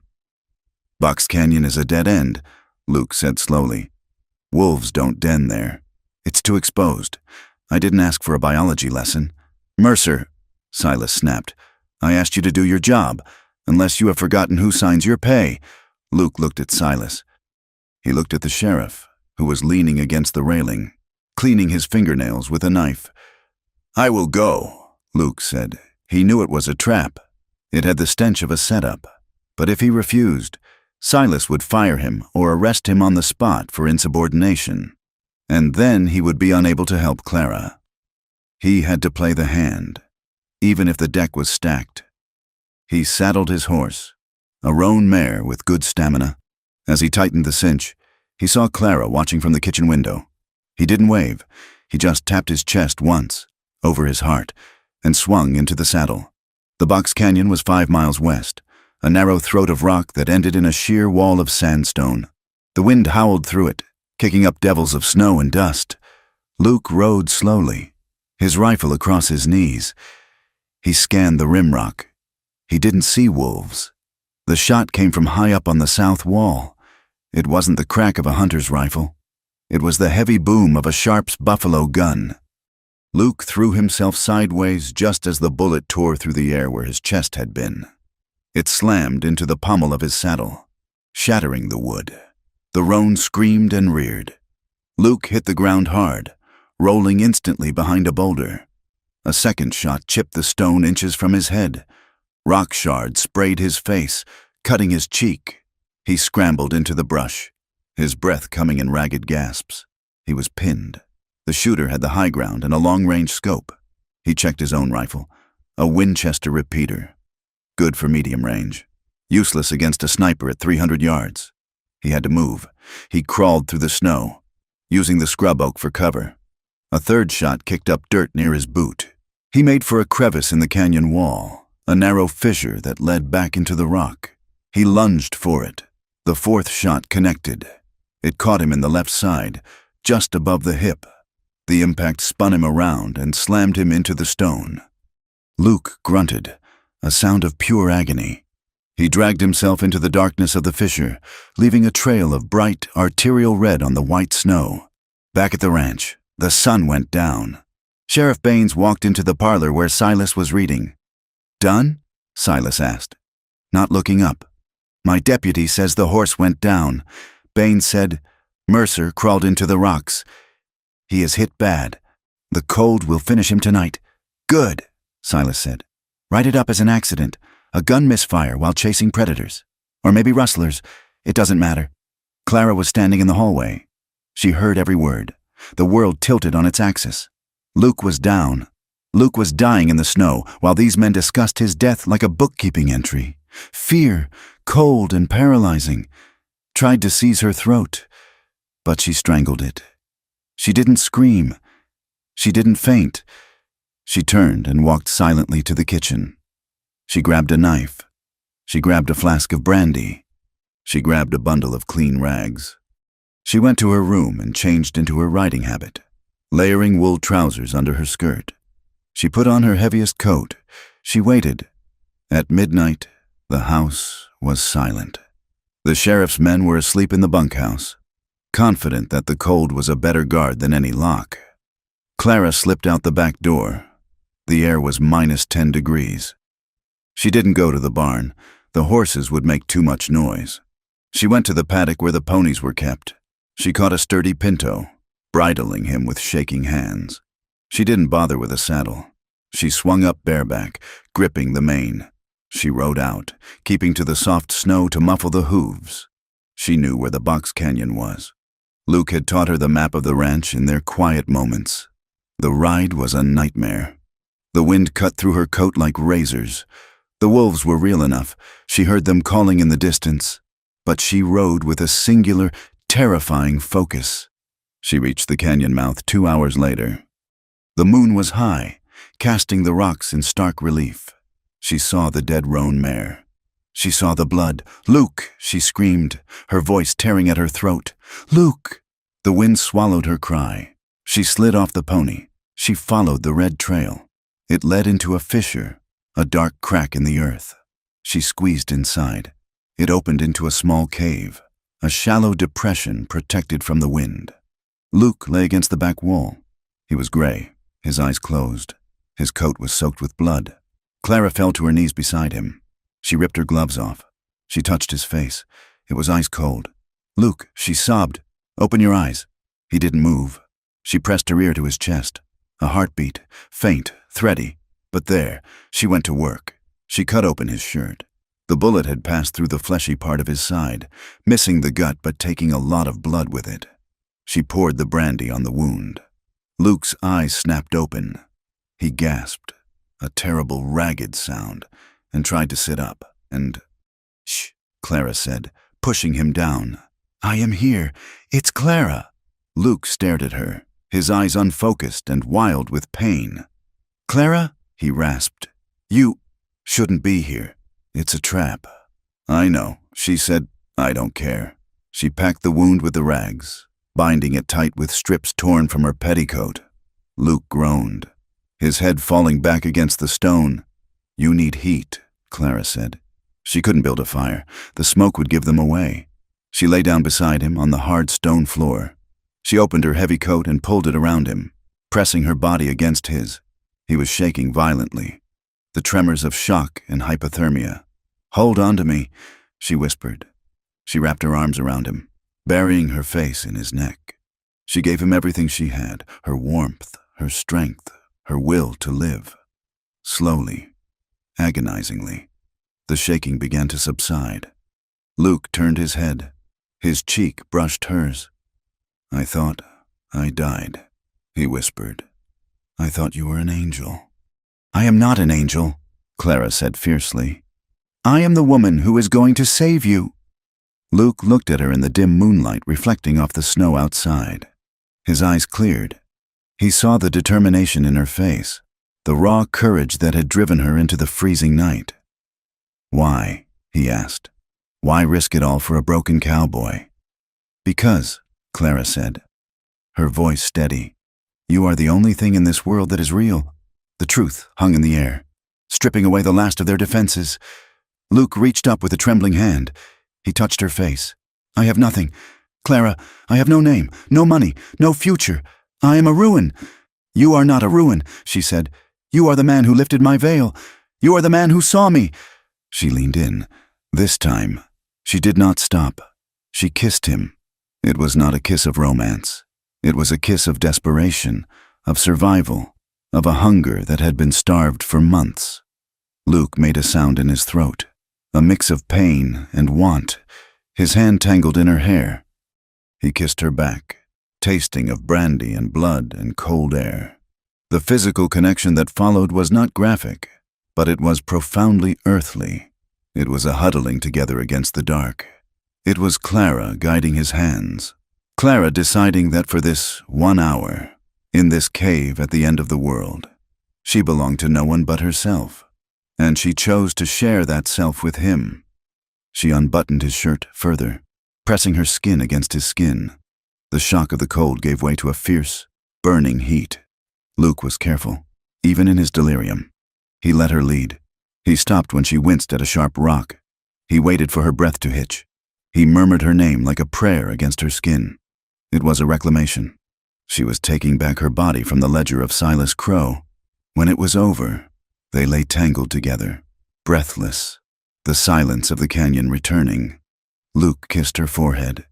"This changes everything," he whispered. "I know," Clara said. "We can't go back." "Not to how it was." "We aren't going back," Clara said. "We are going forward." Morning brought a sky of brilliant, blinding blue. Luke could stand, though he was pale and stiff. Clara helped him onto the pinto pony. She walked beside him, leading the horse, refusing to ride while he was wounded. They didn't go back to the ranch. They turned east, toward the town. "We need to get to Judge Holloway," Clara said. "He is riding the circuit. He is in Bannock until tomorrow.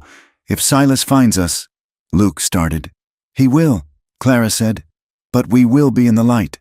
They reached the edge of town just before noon. They looked like ghosts, Clara with her hair wild and her dress torn. Luke slumped in the saddle, blood seeping through his coat. People stopped in the street to stare. They made it to the steps of the courthouse. Judge Holloway was coming out, a tall man with a beard like a patriarch. "Judge!" Clara called out. Her voice was cracked but loud. The judge stopped. "Mrs. Crow, I need to report a crime," Clara said, stepping onto the boardwalk. Before she could say another word, the sheriff's voice boomed out. "There she is!" Sheriff Baines came running from the saloon, followed by Silas Crow and 3 deputies. "Grab her!" Silas shouted. "She is unwell!" The deputies rushed forward. Luke tried to slide off the horse to stop them, but his legs buckled. He hit the ground. 2 deputies pinned him instantly, kicking his injured side. "No!" Clara screamed. Silas grabbed Clara's arm. He spun her around.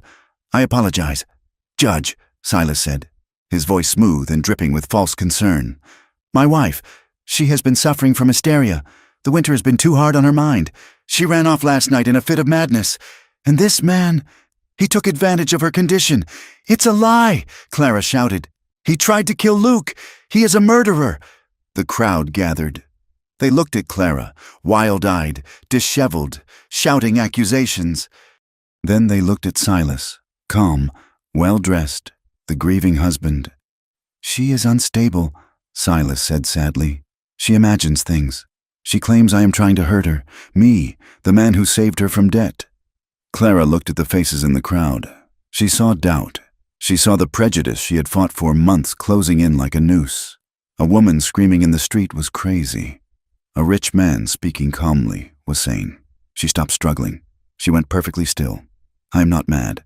Silas," she said. Her voice wasn't a scream anymore. It was cold and clear, carrying over the wind. "I am not mad. I am owned. And I am done being owned." She looked at the judge. "Ask him about the ledger," she said. "Ask him about Reginald Thorne." Silas's eyes flickered. He tightened his grip on her arm until she gasped. "Enough," he hissed. "Sheriff, take Mr. Mercer into custody for kidnapping and assault," Silas ordered. "And I will take my wife home. She needs rest and isolation." The sheriff dragged Luke up. Luke was bleeding heavily now. He looked at Clara, his eyes filled with a terrible helplessness. "Clara!" he roared. "Don't let them—" A rifle butt slammed into his stomach. He doubled over. Clara was dragged toward Silas's carriage. "Wait," it was a small voice. A man stepped out of the crowd. It was the shopkeeper, Mr. Henderson. I heard them talking." "Mr. Henderson said nervously. "Last month, Mr. Crow and the sheriff, about paying someone in Denver." Silas turned his slate eyes on the shopkeeper. "You must be mistaken. Henderson, the wind plays tricks. I heard it too," another voice said. "It was Mrs. Gable, the midwife. She stepped off the boardwalk, and I saw the bruises on her arm 3 weeks ago. Silas Crow. Those weren't from no fall.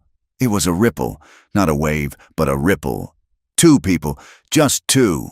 But it was enough to make the judge pause. Sheriff, the judge said, hold the prisoner here. Do not take him to the county jail yet. I want to hear this testimony." Silas's face hardened. "This is a domestic matter. Judge, not if there is an allegation of murder?" The judge said, but Silas was faster. He already had Clara in the carriage. His deputies were mounted. "We will discuss this at the ranch." "Judge," Silas said, "I am taking my wife home." He cracked the whip. The carriage surged forward. Clara was thrown back against the seat. She watched the town recede. She saw Luke being held by the sheriff, blood on his face. Watching her go, she saw the look in his eyes. It wasn't defeat. It was the look of a man who has nothing left to lose. The carriage rattled out of town, kicking up dust. Clara sat straight. She didn't cry. She didn't beg. She looked at Silas. "You can take me back," she said quietly. "But you can't keep me." Silas didn't answer. He just drove the horses harder, running from the truth that was chasing him. Behind them, in the dusty street of Bannock, Luke Mercer spat blood onto the ground. "Get him to the cell," the sheriff ordered. Luke let them drag him, but his mind was already working. He knew the layout of the jail. He knew which deputy was a coward. And he knew that legal justice moved too slow for men like Silas Crow. Predators moved fast. Luke would have to move faster. He looked at the horizon where the carriage had disappeared. "I am coming," he promised silently. "And I am bringing hell with me." The cell in the basement of the Bannock courthouse smelled of damp stone, unwashed bodies, and the copper tang of old blood. Luke Mercer sat on the edge of the cot, his side throbbing with a dull, rhythmic heat where the bullet had torn through him. He did not touch the bandage. He simply breathed, counting the seconds, waiting for the morning light to hit the high barred window. Sheriff Baines sat at the desk at the end of the corridor, his boots up, whittling a stick. He was whistling a tune, off-key and cheerful. It was the sound of a man who believed he had won. "You are wasting your time." "Mercer," Baines called out. Judge Holloway is riding out at noon. Once he is gone, you and I are going to have a long conversation about resisting arrest." Luke stood up. The movement cost him, sending a spike of pain up his ribs. But he did not show it. He walked to the bars. "Get the judge," Luke said. Baines laughed. "The judge is busy having breakfast. He doesn't have time for a rustler. Tell him I want to confess," Luke said. Baines stopped whittling. He looked at Luke, his eyes narrowing. "Confess to what?" "To the Miller family," Luke said. "And to the fire at the Hart place." Baines slowly lowered his feet to the floor. The smile vanished. "That is ancient history." "It is murder," Luke said, his voice dropping to a gravelly low. "And if you don't fetch the judge, I will start shouting the details so loud that every clerk and shopkeeper on Main Street hears them. I will tell them how much Silas Crow paid you to lose the evidence. $100, wasn't it?" Baines stared at him. The threat was real.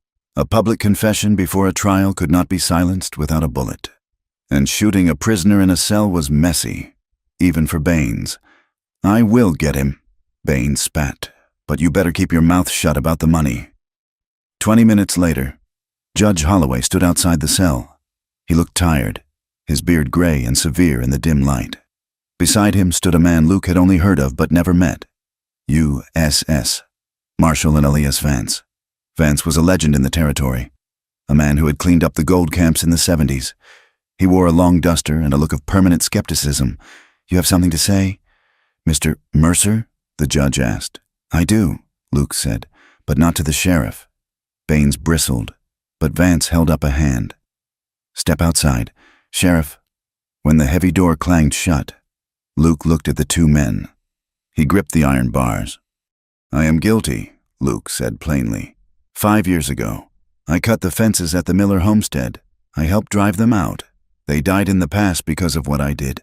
I am ready to hang for that." The judge's face softened slightly, but his eyes remained hard. "That is a heavy admission, son." "I am not asking for mercy," Luke continued. "I am asking for a deal. You let me ride out to the Iron Ridge Ranch today. You let me finish this, and when the sun goes down, I will surrender to you." "Why should we let a confessed killer out of this cell?" Marshal Vance asked. His voice was like dry leaves scraping together. "Because Silas Crow is the one who gave the order," Luke said. "And right now, he is holding a woman prisoner who has the proof of every crime he has committed for 20 years. If you leave me here, she dies, and Crow walks away." Vance looked at the judge. "I have heard rumors about Crow. The land office in Helena has a file on him 3 inches thick, but no witnesses." "I have a witness," Luke said, "and she has the ledger." "Who else can you trust?" the judge asked. "If we move on Crow, we need men who aren't on his payroll." "There is a rancher named Garrett," Luke said. "He runs the spread south of the creek. Crow poisoned his water last summer. He hates Silas more than he loves his own life." Vance nodded slowly. "I know Garrett. He is a hard man, but honest." The marshal unlocked the cell door. "You have until sunset." "Mercer," Vance said, "if you run, I will hunt you down." Luke stepped out, the pain in his side sharp and clarifying. "I am not running. Marshal, I am done running. At the Iron Ridge Ranch, the atmosphere was taut as a bowstring. Silas Crow was preparing for a cattle sale. It was hasty, unplanned, a liquidation disguised as business. He had invited buyers from as far as Idaho, men who asked few questions if the price was right. The corrals were full of lowing cattle, the dust thick in the air. Clara Crow watched from the window of the study. She saw the men arriving, rough men in dusters, eyeing the stock. She saw the sheriff's deputies posted at the gates, shotguns in the crooks of their arms. She was a prisoner in her own home, but she was no longer a victim. Silas entered the room. He was dressed in his finest suit, smelling of bay rum and arrogance.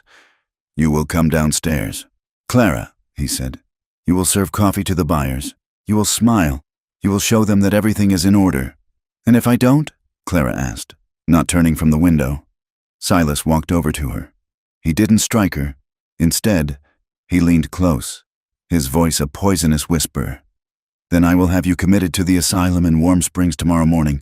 Doctor, Evans has already signed the papers. He agrees that your hysteria regarding the fire makes you a danger to yourself."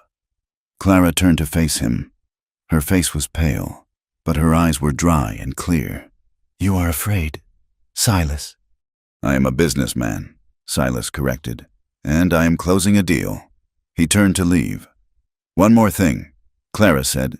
He paused at the door. "Did you watch the fire?" she asked.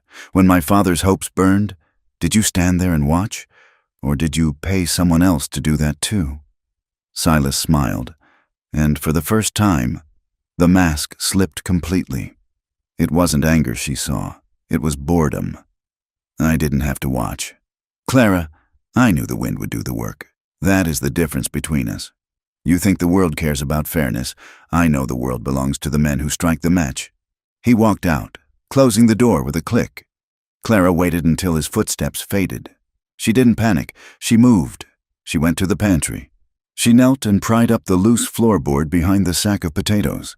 The black ledger was there, wrapped in oilcloth. She took it out, but she needed more. She needed the key to the desk. She went into the hallway. The house was bustling with the arrival of the buyers. Mrs. Higgins was distracted in the kitchen. Clara slipped into the dining room where Silas's coat hung on the rack. She felt the pockets. Nothing. She looked at the desk in the corner. Locked. She took a hairpin from her bun. It was a trick Luke had shown her. Once, when he fixed a jammed lock on the smokehouse.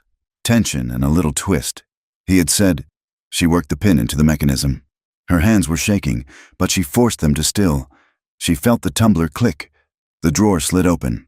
There, sitting on top of the stack, was the letter from the bank, and underneath it, a receipt signed by Reginald Thorne. She shoved the papers into her bodice, next to her skin. She grabbed the ledger. She checked her reflection in the mirror. She smoothed her hair. She pinched her cheeks to bring back the color. She looked like the dutiful wife. She felt like an executioner. She walked out to the porch. The yard was a chaotic sea of cattle and men. The noise was deafening, calves bawling, men shouting, the crack of whips. The air smelled of manure, dust, and sweat. Silas stood by the main corral, holding court with 3 buyers. He looked powerful, untouchable. Then, the south gate exploded inward. It wasn't a raid, it was a procession. Luke Mercer rode in front, sitting tall in the saddle despite the blood that had seeped through his fresh bandages. Flanking him was Marshal Vance, his badge glinting in the harsh sunlight. Behind them rode Judge Holloway and 10 men from Garrett's ranch, all heavily armed. The chaos in the yard died instantly. The buyers stepped back, sensing trouble. The sheriff's deputies raised their shotguns, but they wavered when they saw the U.S. Marshal? Silas Crow turned slowly. His face went rigid. "Get off my land," he shouted. "You have no authority here. I have a warrant." Marshal Vance called out, his voice cutting through the wind. "For the arrest of Silas Crow." "On what grounds?" Silas sneered. Stepping forward, the word of a disgruntled employee? "Mercer is a thief and a liar." "On the grounds of murder, theft, and extortion," Luke said. Luke dismounted. He walked toward the corral gate. He didn't draw his gun. He walked with the steady, terrifying purpose of a man who has already accepted his own death. Silas laughed. It was a brittle, cracking sound. "You have no proof. You have nothing but stories." Clara stepped off the porch. "I have the proof. Silas!" Her voice was not loud, but in the sudden silence of the yard, it carried like a bell. Every head turned. Silas spun around. Clara walked down the steps. She held the black ledger in one hand and the letters in the other. The wind caught her skirts, whipping them around her legs. But she moved with a queen's grace. "Clara," Silas warned, his voice dropping to a dangerous growl. "Go inside." "No," Clara said. She walked past him, toward the marshal. "This is his personal ledger," she said, holding it up. "It lists the payments to the men who burned my father's home. It lists the payment to Sheriff Baines. And this," she held up the letter, This is the receipt from the man in Denver who accused me of a crime I didn't commit. Silas paid him $500 to destroy my reputation, so he could buy me cheap. The buyers looked at Silas. They looked at the papers. The illusion of the respectable cattle baron shattered, leaving only the predator underneath. Silas's face contorted. The vein in his temple pulsed. He realized he was cornered. The law was here. The witnesses were here. The proof was in the open air. He moved faster than anyone expected. He lunged at Clara. He grabbed her by the hair. Jerking her back, he pulled his revolver and jammed the barrel against her temple. "Back!" he screamed. "Back, or I scatter her brains on the dirt!" The yard froze. The marshal raised his rifle, but he couldn't fire. Silas was using Clara's body as a shield, crouching behind her. Luke stopped 10 feet away. He went perfectly still. His hand hovered over his gun, but he didn't draw. "Let her go, Silas," Luke said. "It's over. It's not over until I say it is," Silas yelled. "I built this valley. I own this town. You think a whore and a traitor can take it from me?" He dragged Clara backward toward the barn, the gun digging into her skin. Clara felt the cold metal against her skull. She smelled Silas's sweat, the sour scent of fear. She looked at Luke. Luke's eyes were locked on hers. He was terrified. For the first time, she saw the fear that lived behind his calm. He would not shoot. He would let Silas go before he risked hurting her. Clara realized then that her safety was Silas's only weapon. As long as she was a hostage, Silas had power. As long as she was a victim, he was in control. She closed her eyes for a second. She thought of the veil. She thought of the cage. No more. Clara opened her eyes. She looked at Luke and gave a barely perceptible nod. She didn't struggle. She didn't try to hit the gun. She simply let her weight drop. She went limp, sagging toward the ground. Silas, expecting resistance, stumbled. His grip on her hair slipped. In that fraction of a second, Clara twisted. She didn't run away. She stepped away. She stepped into the open space, putting 2 feet of air between herself and Silas. She turned to face him, her chest heaving. "Shoot me, then," she said. Silas blinked, the gun wavering. "Shoot me," Clara shouted, her voice ringing off the barn walls. "Do it in front of them all. Show them exactly what you are." Silas stared at her. He saw a woman who was no longer afraid to die, and that terrified him. If he shot her now, in cold blood, with a U.S. Marshal watching, he would hang before the sun went down. There would be no trial, no lawyers. The men in the yard would tear him apart. He had built his life on coercion, on hidden threats, on violence done in the dark. He could not function in the light. He hesitated.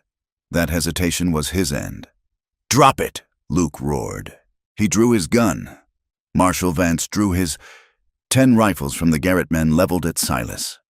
Silas looked at the wall of steel facing him. He looked at Clara, standing alone in the dirt, magnificent and untouchable in her defiance. He looked at Luke, who was waiting for a reason, any reason, to pull the trigger. Silas Crow let out a sound that was half sob, half curse. His hand opened.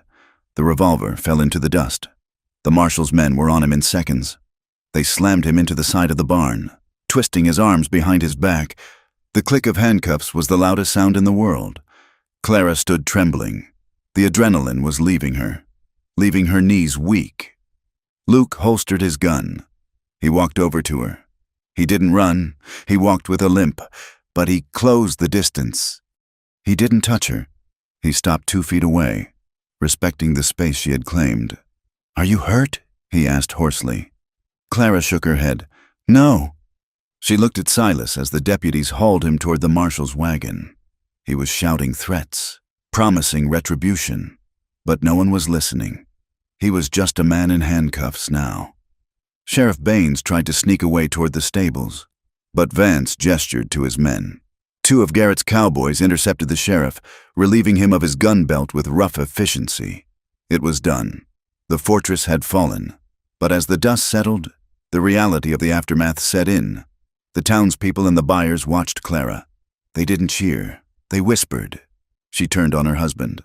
One man muttered, lived in the same house with the foreman while her husband was away. Another said, "You know what that means." Clara heard them. She lifted her chin. She knew she would never be respectable again. She was the woman who had brought down the Baron. She was the woman with the ruined past and the scandalous present. She looked at Luke. Marshal Vance walked over to them. He looked at Luke with a heavy expression. "You kept your word." Mercer, Vance said. "I did." Luke said. Vance nodded. "And I have to keep mine. You confessed to a felony. Participation in the death of the Miller family." "I know." Luke said. "Luke," Clara said, stepping forward. "No." Luke turned to her. He took her hands. This time, he didn't care who was watching. "I have to. Clara, I can't build a life on a foundation that is rotten. I have to pay the debt.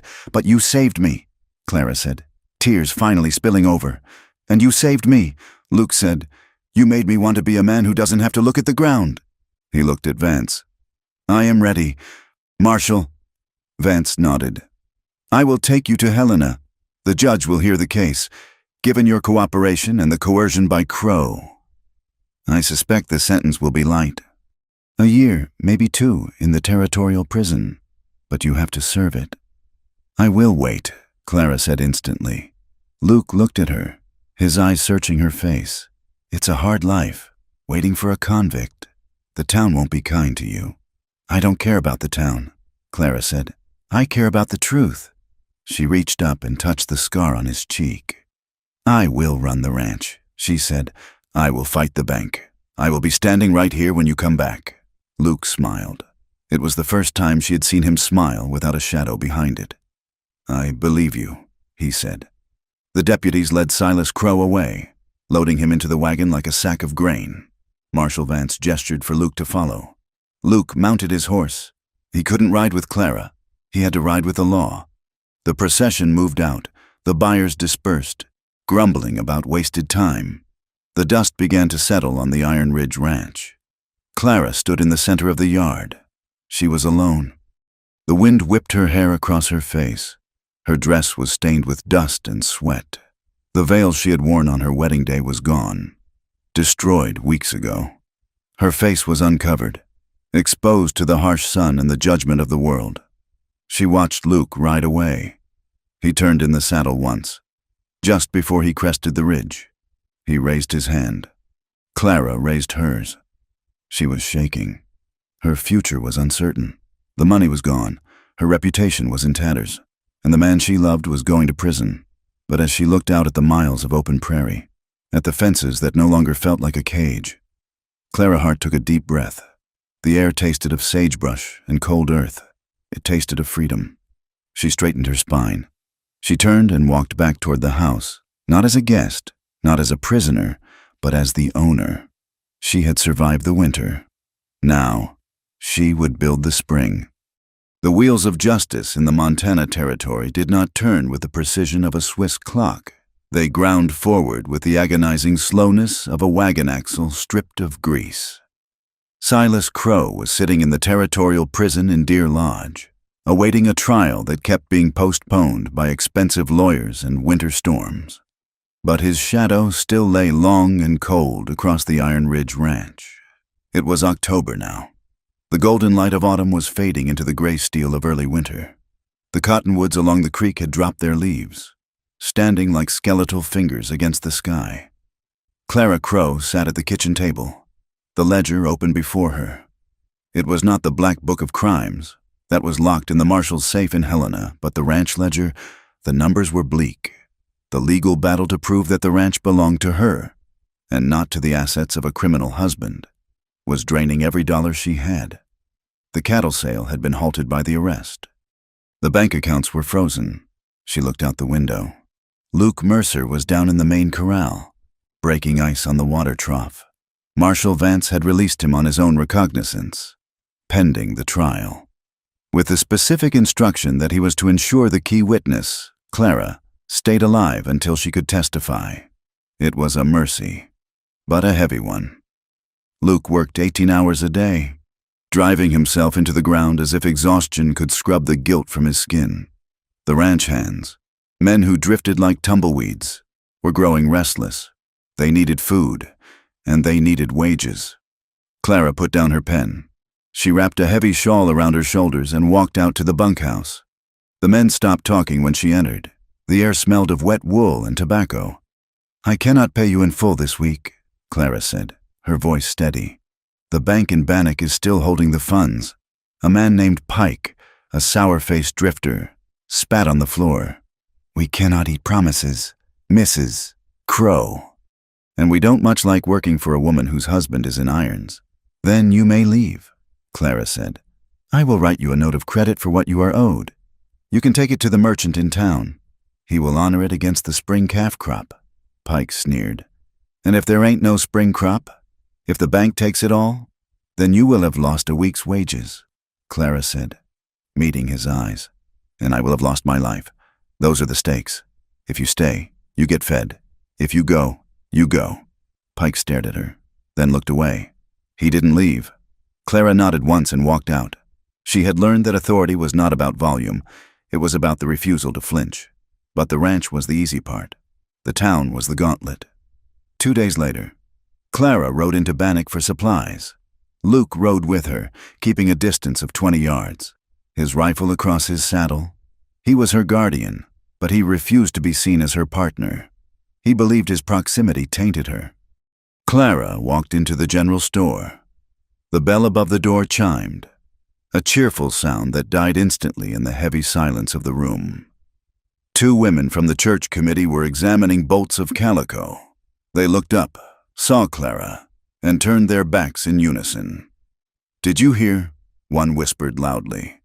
"They say she conspired with the foreman.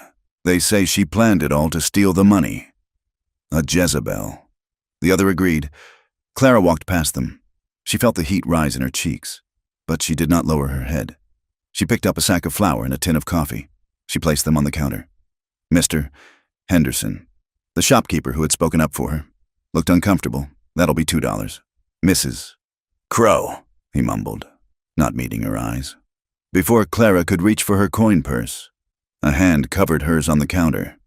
It was a man named Miller, no relation to the tragedy, a wealthy land speculator who had often done business with Silas. He was smiling, a smile that didn't reach his eyes. "Put your money away." "Clara," Miller said, "a woman in your position shouldn't be worrying about bills." Clara pulled her hand back as if she had touched a hot stove. "My position? A husband in jail, a ranch falling apart," Miller said, leaning closer. "It is a lonely place out there. You need a friend, someone with resources. I could make sure the bank releases those funds." "And what would that cost?" Clara asked, her voice ice. Miller's gaze dropped to her bodice, then back to her face. "Just a little hospitality. A warm welcome when I ride out." The store went silent. Everyone was listening. They expected the shamed wife to be grateful. They expected her to take the lifeline, no matter how greasy the rope. Clara looked at him. She looked at the women who were pretending not to listen. "My hospitality is for friends, Mr. Miller," Clara said clearly. "My business is for the law, and my time is my own. I am not for sale. Not by Silas Crow, and certainly not by a vulture like you." She slammed the coins onto the counter. "Good day, Mr. Henderson." She walked out, her boots loud on the floorboards. She trembled only when she reached the wagon, but it was the trembling of adrenaline, not fear. She had learned that saying no was a muscle, and she was exercising it. The ride back was quiet. Luke watched the horizon, his jaw set. When they reached the ranch, he didn't unsaddle her horse. He stood by the gate, looking at the ground. "You should let me go." "Clara," he said. Clara froze. "We discussed this." Marshal Vance said. "To hell with Vance," Luke said, looking up. His eyes were tormented. "Did you see them in town? Did you hear what they called you? As long as I am here, you are the foreman's woman. You are the wife who plotted with a killer. I am a stain on you." "Clara, I don't care what they say," Clara said. "You will," Luke said, "when the winter gets hard. When you need neighbors to help with the roundup and no one comes. I am poison to a decent life. You could sell the ranch, start over somewhere else. Without me, Clara walked over to him. She grabbed the lapels of his coat and yanked him down until they were face to face. "Do not dare," she hissed. "Do not dare decide what is good for me." Luke looked stunned. "For 6 months. Men have told me what I am worth," Clara said. "Silas told me I was property. The town tells me I am a scandal. And now you want to tell me I am a victim who needs to be protected from her own choices." She let him go, stepping back. "I am not keeping you because I am afraid, Luke, and I am not keeping you because the marshal ordered it. I am keeping you because you are the only man I have ever known who knows how to build something instead of just taking it." Luke stared at her. The wind whipped his dark hair across his forehead. "I am a criminal. Clara, so am I. In their eyes," Clara said. "So we build our own world, a world where we tell the truth, where we work until our hands bleed, but we sleep at night." She pointed to the house. "Put your horse away. Luke, we have fences to mend." Luke didn't leave. He nodded slowly, and for the first time, the look he gave her wasn't one of apology. It was one of respect. They fell into a rhythm. It wasn't a romance of flowers and poetry. It was a romance of survival. They woke before dawn. They rode the range, checking for strays. They ate simple meals in the kitchen, talking about feed prices and winter wheat. They didn't touch often. The boundaries were clear, but the intimacy was there, in the way Luke would sharpen her knife without being asked, in the way Clara would leave the lantern burning when he was out late. It was a relationship grounded in choice. Every day they stayed was a day they chose each other over the easy exit. But the past has long claws, and Silas Crow was not finished. It happened in November, on the night of the first hard freeze. Clara woke to the sound of breaking glass. She sat up, her heart hammering. The smell of smoke hit her instantly. Acrid, choking kerosene smoke. She grabbed her robe and ran to the window. The barn was on fire. "Luke!" she screamed. She ran downstairs, grabbing the shotgun from the rack by the door. She burst out onto the porch. The barn was a wall of orange flame, lighting up the night. The horses were screaming, trapped inside. Luke was already there. He was running toward the barn doors, a wet blanket thrown over his head. Clara ran to the pump, filling buckets. Suddenly, a shot rang out. It hit the dirt inches from Clara's feet. She dropped the bucket and threw herself behind the water trough. A sniper. From the darkness of the ridge, a voice called out, "Let it burn! Mrs. Crow!" "Silas sends his regards." It wasn't a random attack, it was an execution. Silas had hired men to finish what the law wouldn't. Luke came stumbling out of the barn, leading 2 terrified horses. He slapped their rumps, sending them galloping into the dark. "Get to the creek!" Luke roared at her. Another shot chipped the wood of the trough. Clara didn't argue. She crawled through the mud, keeping the trough between her and the ridge. She reached the edge of the creek bed and slid down the embankment. Luke slid down beside her a moment later. His face was blackened with soot, his eyebrows singed. "There are 2 of them," he gasped. "On the east ridge. They have the high ground. If we stay here, they will flank us." "Where do we go?" Clara asked. "The Badlands," Luke said. "We have to cross the river and get into the rocks. It's the only cover." The river was swollen with icy slush. They ran, bent double, using the willow brush for cover. They could hear the men shouting behind them, crashing through the brush. "There they go, by the willows!" Bullets tore through the branches. They reached the riverbank. The water was black and fast. "Swim?" Clara asked, looking at the deadly current. "No," Luke said. "The ford is too deep. We have to jump the narrows." He pointed to a spot where the river cut through a narrow gorge. The gap was 8 feet wide, on a dry day. A risky jump, on an icy night, with gunmen behind them. It was madness. Luke went first. He backed up, sprinted, and launched himself. He landed hard on the far rock, slipping, scrambling, barely catching his balance. "Throw me the gun!" he shouted. Clara tossed the shotgun across the gap. Luke caught it. "Jump! Clara! Now!" Clara heard the crunch of boots in the snow behind her. She didn't look back. She ran. She hit the edge of the rock and pushed with everything she had. For a second, she was flying over the black water. She hit the other side. Her boots slipped on the ice. She fell backward. Luke's hand shot out. He grabbed her wrist. His grip was iron. He hauled her up onto the rock just as a bullet sparked off the stone where her head had been. "Move!" They scrambled up into the rocks, disappearing into the labyrinth of sandstone towers just as the moon slid behind a cloud.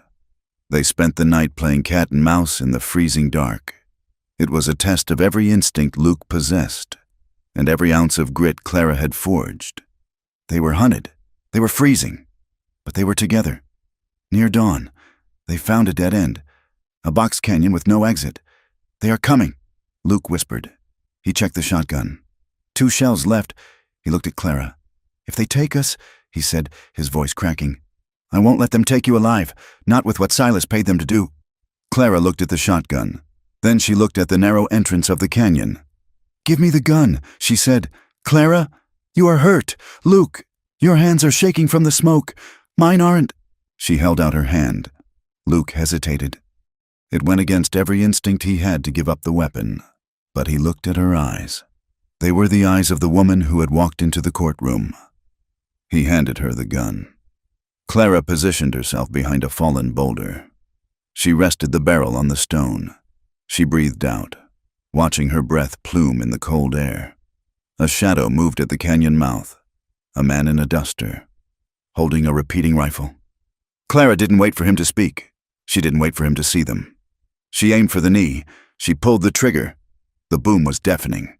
The man screamed and went down. His legs shattered. The second man broke cover, trying to run. Clara pumped the action. She swung the barrel. She fired the second barrel into the rocks just ahead of him.